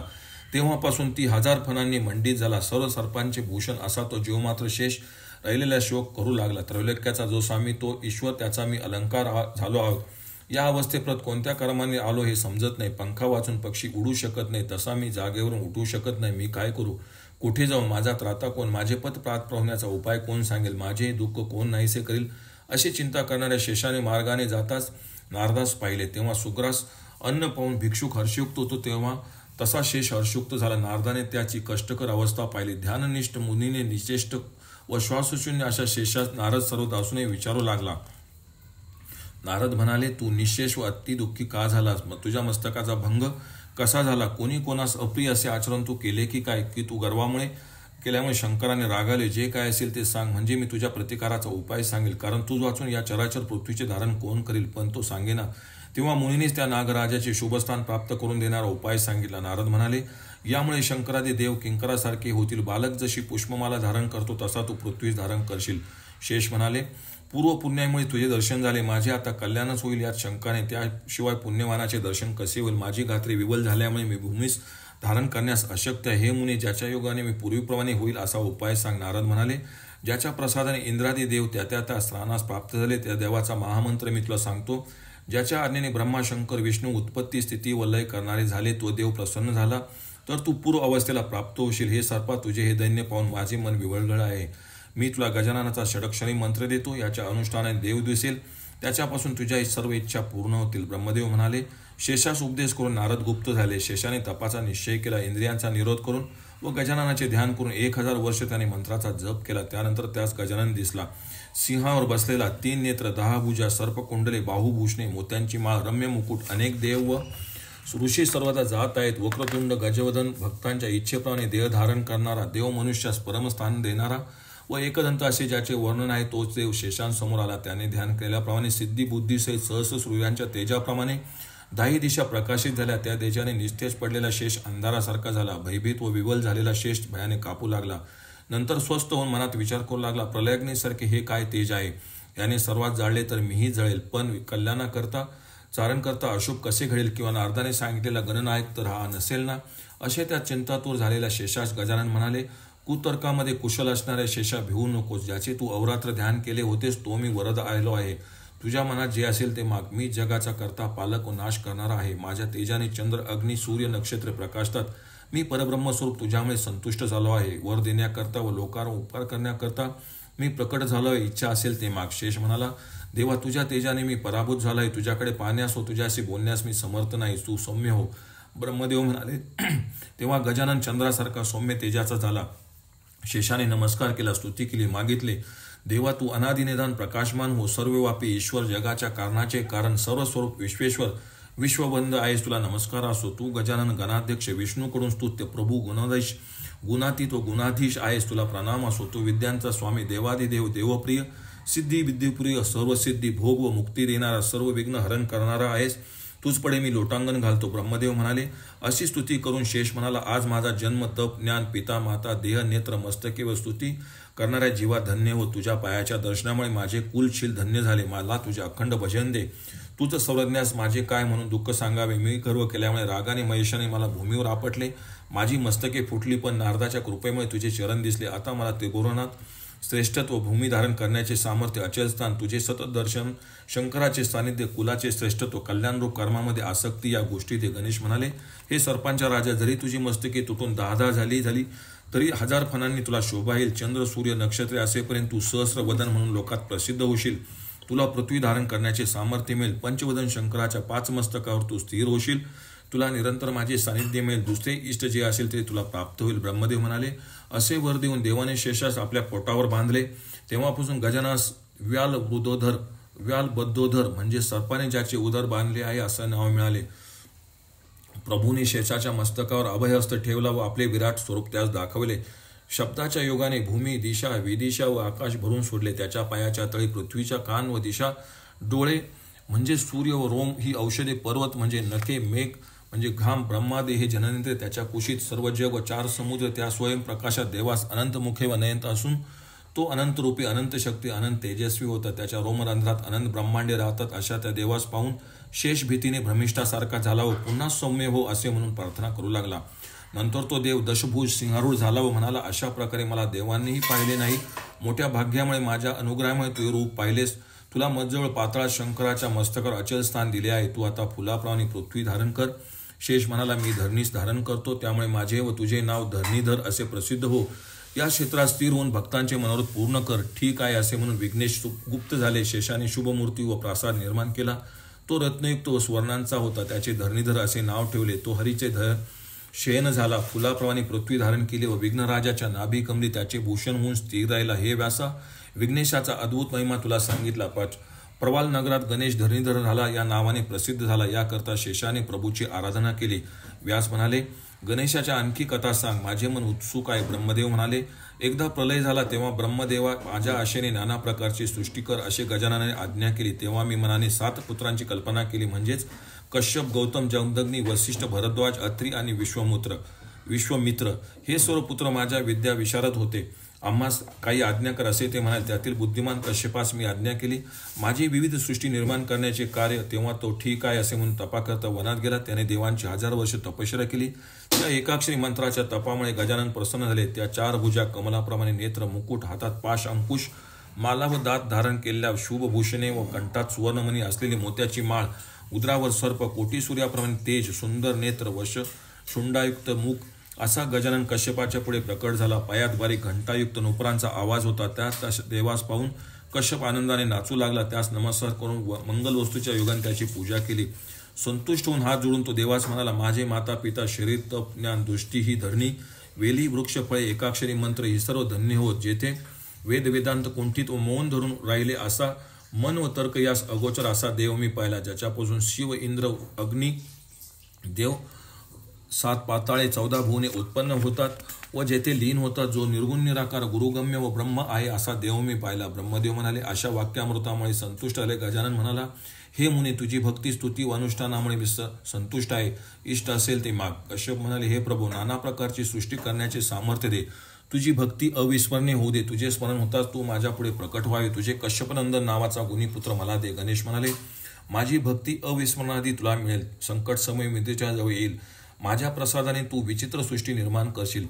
ब्रह्मदेव म्हणाले, असे बोलून देव गुप्त झाला. कश्यपही आनंदाने स्वस्थानी गेला. एके समय अकस्मात मदनाने पीडित झालेला कश्यप अस्वस्थ झाला.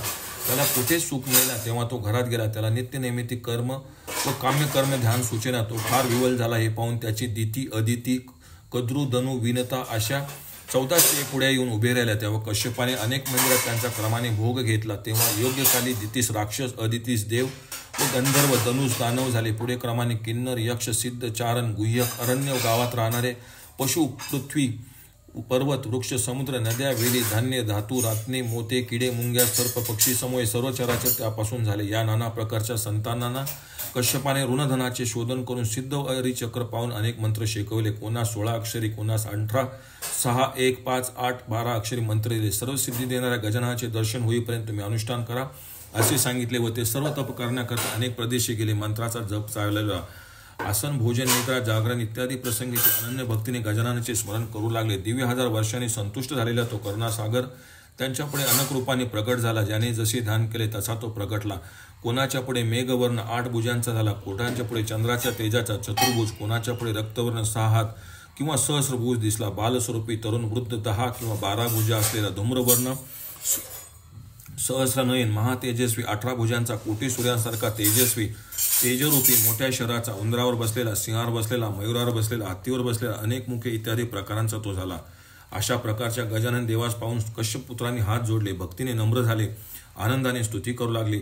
ज्याच्या गजाननाच्या अनंत शक्तीपासून अनेक जीव निर्माण होतात, त्या निर्गुण व अप्रेम्य तत्वापासून गुण होतात, ज्याच्यामुळे हे सर्व 3 प्रकारचे भिन्न होऊन भासते, त्या गणेशास आम्ही नमस्कार करतो, त्याचे भजन करतो. त्या सर्वज्ञापासून जग व्यक्त झाले. ब्रह्म, महेश, विष्णू तसेच इंद्रादी देव, दैत्य, मनुष्य समूह झाले. त्यांच्यापासून अग्नी, सूर्य, शंकर, पाणी, समुद्र, चंद्र, आकाश, वायू, स्थावर, जंगम पदार्थ, वृक्ष समूह निर्माण झाले. तसेच त्याच्यापासून दानव, किन्नर, यक्ष, चारण, हत्ती, श्वापदे, कीटक, पक्षीवेली निर्माण झाले व त्याच्या योगाने मुमुक्षुस बुद्धी प्राप्त होते, अज्ञान नाश होतो, संपत्ती मिळते, भक्तास संतोष होतो, विघ्न नाश होतो व कार्यसिद्धी होते, पुत्र संपत्ती प्राप्त होते, इष्ट अर्थाची सिद्धी मिळते, भक्ती व अनेक स्त्रिया प्राप्त होतात, शोकमोह हा काम उत्पन्न होतो. त्याच्याच कृपेने शेष अनंत शक्तियुक्त पृथ्वी धारण करण्यास व अनंत रूपे घेण्यास समर्थ झाला. त्याच्यापासून स्वर्ग व दुसरे असंख्य लोक निर्माण झाले. त्याच्या ठाई वेदवाणी मौनासह कुंठित झाली. नीती असे म्हणून वर्णन करतात. त्या परब्रह्मस्वरूप चिदानंद गणेशास आम्ही नमस्कार करतो व त्याचे भजन करतो. ब्रह्मदेव म्हणाले, त्यांनी गणेशाची स्तुती केली व म्हणाले, आज आम्ही धन्य झालो. आमचे तपदान, यज्ञ व तसे नेत्रही सर्व धन्य आहेत. हे ऐकून संतुष्ट झालेले गजानन म्हणाले, मज निर्गुणाचे जे रूप तुम्ही पाहिले तसे तुम्ही रूप ब्रह्मा, विष्णू, शंकरासही दाखवले नाही. मी वर देण्यास आलोय ते मागा. तेव्हा ज्याची इच्छा होती त्यांनी गजाननास मागितले. ते असंख्य वर मी 4 मुखांनी सांगू शकत नाही, म्हणून थोडक्यात सांगितले. वर दिल्यावर तो सर्वांस म्हणाला, हे स्तोत्र मला प्रिय आहे. याचा दररोज 3 वेळा पाठ करणाऱ्यास विद्यावान व पुत्रवान होईल. त्यास आरोग्य, आयुष्य, यश, वृद्धी, विजय, शेवटी व परमपद प्राप्त होईल. 3 दिवस दररोज 3 वेळा पाठ करेल त्याच कार्यास सिद्धी होईल. जो 8 दिवस चतुर्थी दिवशी 8 वेळ म्हणेल त्यास अष्टसिद्ध प्राप्त होईल. 1 महिना दररोज 10 वेळ याचा जप केला तर कारागृहातून सुटका होईल. विद्या किंवा पुत्राची विद्या केल्यास ते मिळेल. गजानन पारायण पुरुष भक्तीने याचा 21 वेळा जप करेल त्याला इच्छिलेले फळ मिळेल. असे बोलून तो सुमुख देव गुप्त झाला. तेव्हा त्याने गजाननाची सुंदर मूर्ती करून रत्ननिर्मित मंदिरात स्थापना केली व सुमुख असे नाव ठेवले. पूजन करून देवमुनी दुसरे लोक स्वस्थानी गेले. कित्येकाने त्या मूर्तीचे नाव एकदंत असे ठेवले. गंधर्व किन्नराने एक मूर्ती सुवर्णाच्या मंदिरात स्थापन करून तिचे नाव कपिल ठेवले व पूजा केली. गुह्यक चारण सिद्ध यांनी निरनिराळी मूर्ती एका मंदिरात स्थापन गजकर्ण असे नाव ठेवले. त्याची पूजा केली. तिच्या प्रभावामुळे सर्व विमानात बसून अंतरिक्ष फिरतात असतात. सर्व मानवांनी लंबोदर या नावाने मूर्ती स्थापन केली. सर्व शापदाने मिळून विकट नावाची मूर्ती स्थापन केली. तिची पूजा केली. ते वनात गेले. पर्वत वृक्ष यांनी विघ्ननाशन या नावाची मूर्ती स्थापन केली. तिची पूजा केली. ती पृथ्वीवर राहिली. तिच्या प्रसादाने ते वृक्ष पर्वत म्हणून प्रसिद्ध झाले. सर्व पक्षीगणाने रत्ने व सुवर्ण यांची मूर्ती करून गणाधीश नाव ठेवले. तिची पूजा केली. नमस्कार केले. सर्व विश्वधारकांनी धूमकेतू या नावाने मूर्ती स्थापन केली. पानात राहणाऱ्यांनी गणाध्यक्ष या नावाने मूर्ती स्थापन केली. तिची पूजा केली. सर्व कृमी, किडे, वनस्पती, औषधी यांच्या समूहाने भालचंद्र या नावाने मूर्ती स्थापन केली. दुसऱ्या सचेतन प्राणीने एका रत्न मंदिरात गजानन या नावाने मूर्ती स्थापन केली. भक्तिभावाने स्थापना केली. पूजन केले. तेथे गणेश भक्त त्या जाती त्रिभुवनात प्रसिद्ध, सुखी व आपापल्या कामात दक्ष झाले. प्रत्येक मूर्तीचे नाव सांगण्याची माझी शक्ती नाही. सार घेऊनच सहस्र नामावली तयार केली आहे. समुद्राचे मंथन करून जशी 14 रत्ने बाहेर काढली त्याप्रमाणे सर्व नामातील सारभूत जशी 12 नावे मी सांगितली. अशा प्रकारे संक्षेपात गणेश महिमा वर्णन केला. विस्ताराने वर्णन करण्यास शेष मी, ब्रह्मदेव, शिव, विष्णूही समर्थ नाही. मग इंद्रादी मशकांसारख्या जीवांची, राक्षस यक्षादिकांची काय गणना करावी. म्हणून हे व्यासा, सर्व कार्यारंभी गजाननाचे पूजन करणे योग्यच आहे. विघ्नांचा नाश करणाऱ्या या देवादिकांचे जो पूजन करणार नाही त्यांचा त्याग करावा. मुनी म्हणाले, ज्याच्या पठण व श्रवणाने सर्व निर्विघ्नपणे तडीत जाते ती 12 नावे क्रमाने सांगा. ब्रह्मदेव म्हणाले, सुमुख, एकदंत, कपिल, गजकर्णक, लंबोदर, विकट, विघ्ननाश, गणाधीप, धूम्रकेतू, गणाध्यक्ष, भालचंद्र, गजानन ही 12 नावे विद्येस आरंभ करताना, विवाह समयी, प्रवेश समयी, घरातून बाहेर जाताना, युद्धाच्या वेळी, संकट समयी जो पठीण करील त्याला विघ्न येत नाही. शुक्ल वस्त्र धारण करणाऱ्या चंद्रवर्ण चतुर्भुज प्रसन्नवदन देवाचे ध्यान मी करतो. त्यामुळे सर्व विघ्नांची शांती होवो. कोटी कन्यादाने, कोटी यज्ञ व व्रते, सर्व तपे, तीर्थे व पवित्र स्थळे, हजारो सुवर्ण तुला, लाखो दाने, कृच्छे, तप, कृच्छे, चांद्रायणी इत्यादी या नावांच्या पुण्याच्या शतांशाने नाहीत. प्रातःकाली पवित्र होऊन जो मानव ही नावे भक्तीने पठन करतो त्याच्याकडे विघ्ने येत नाही. त्याची सर्व कार्य सिद्ध होतात व तो शेवटी मुक्त होतो. त्याच्या दर्शनाने लोक व देव पवित्र होत असतात. म्हणूनच सूर्यशक्ती, शिव, विष्णूचे उपासक ही 12 नावे म्हणूनच कार्य करतात, उच्चारतात. मग गणेश भक्त या नावांचा उच्चार करतात. त्यात आश्चर्य ते कसले. 12पैकी कोणत्या तरी नावाचा उच्चार केल्याशिवाय कार्य सिद्ध होत नाही. म्हणून एका तरी नावाचा उच्चार करावा. दुष्ट व नास्तिकांची कार्य सिद्ध होतात, कारण अज्ञानाने किंवा नकळत बीजाचा उच्चार करतात व योग्य अशा बीजाचे स्मरण करतात. अशा प्रकारे थोडक्यात सर्व महिमा उपासनेचे अनेक प्रकारचे फल विष्णूने सांगितले तसे सांगितले. गणेश उपासनेचा विष्णूसही अंत लागला नाही व गणेश नामाचा पूर्ण महिमा त्यालाही समजला नाही. भृगु ऋषी म्हणाले, ब्रह्मदेवाने व्यासास सांगितला तो अद्भुत महिमा तुला म्हणजे सोमकांताला सांगितला. गणेशाचे दुसरे पापनाशक चरित्रही मी सांगेल. सूत म्हणाले, हे शोणाधिकारी ऋषीओ, अनेक कथा असलेले गणेश आराधन मी सांगितले. हे ब्रह्मदेवाने व्यासास, भृगुने सोमकांतास व हे पापनाशक कथानक सांगितले.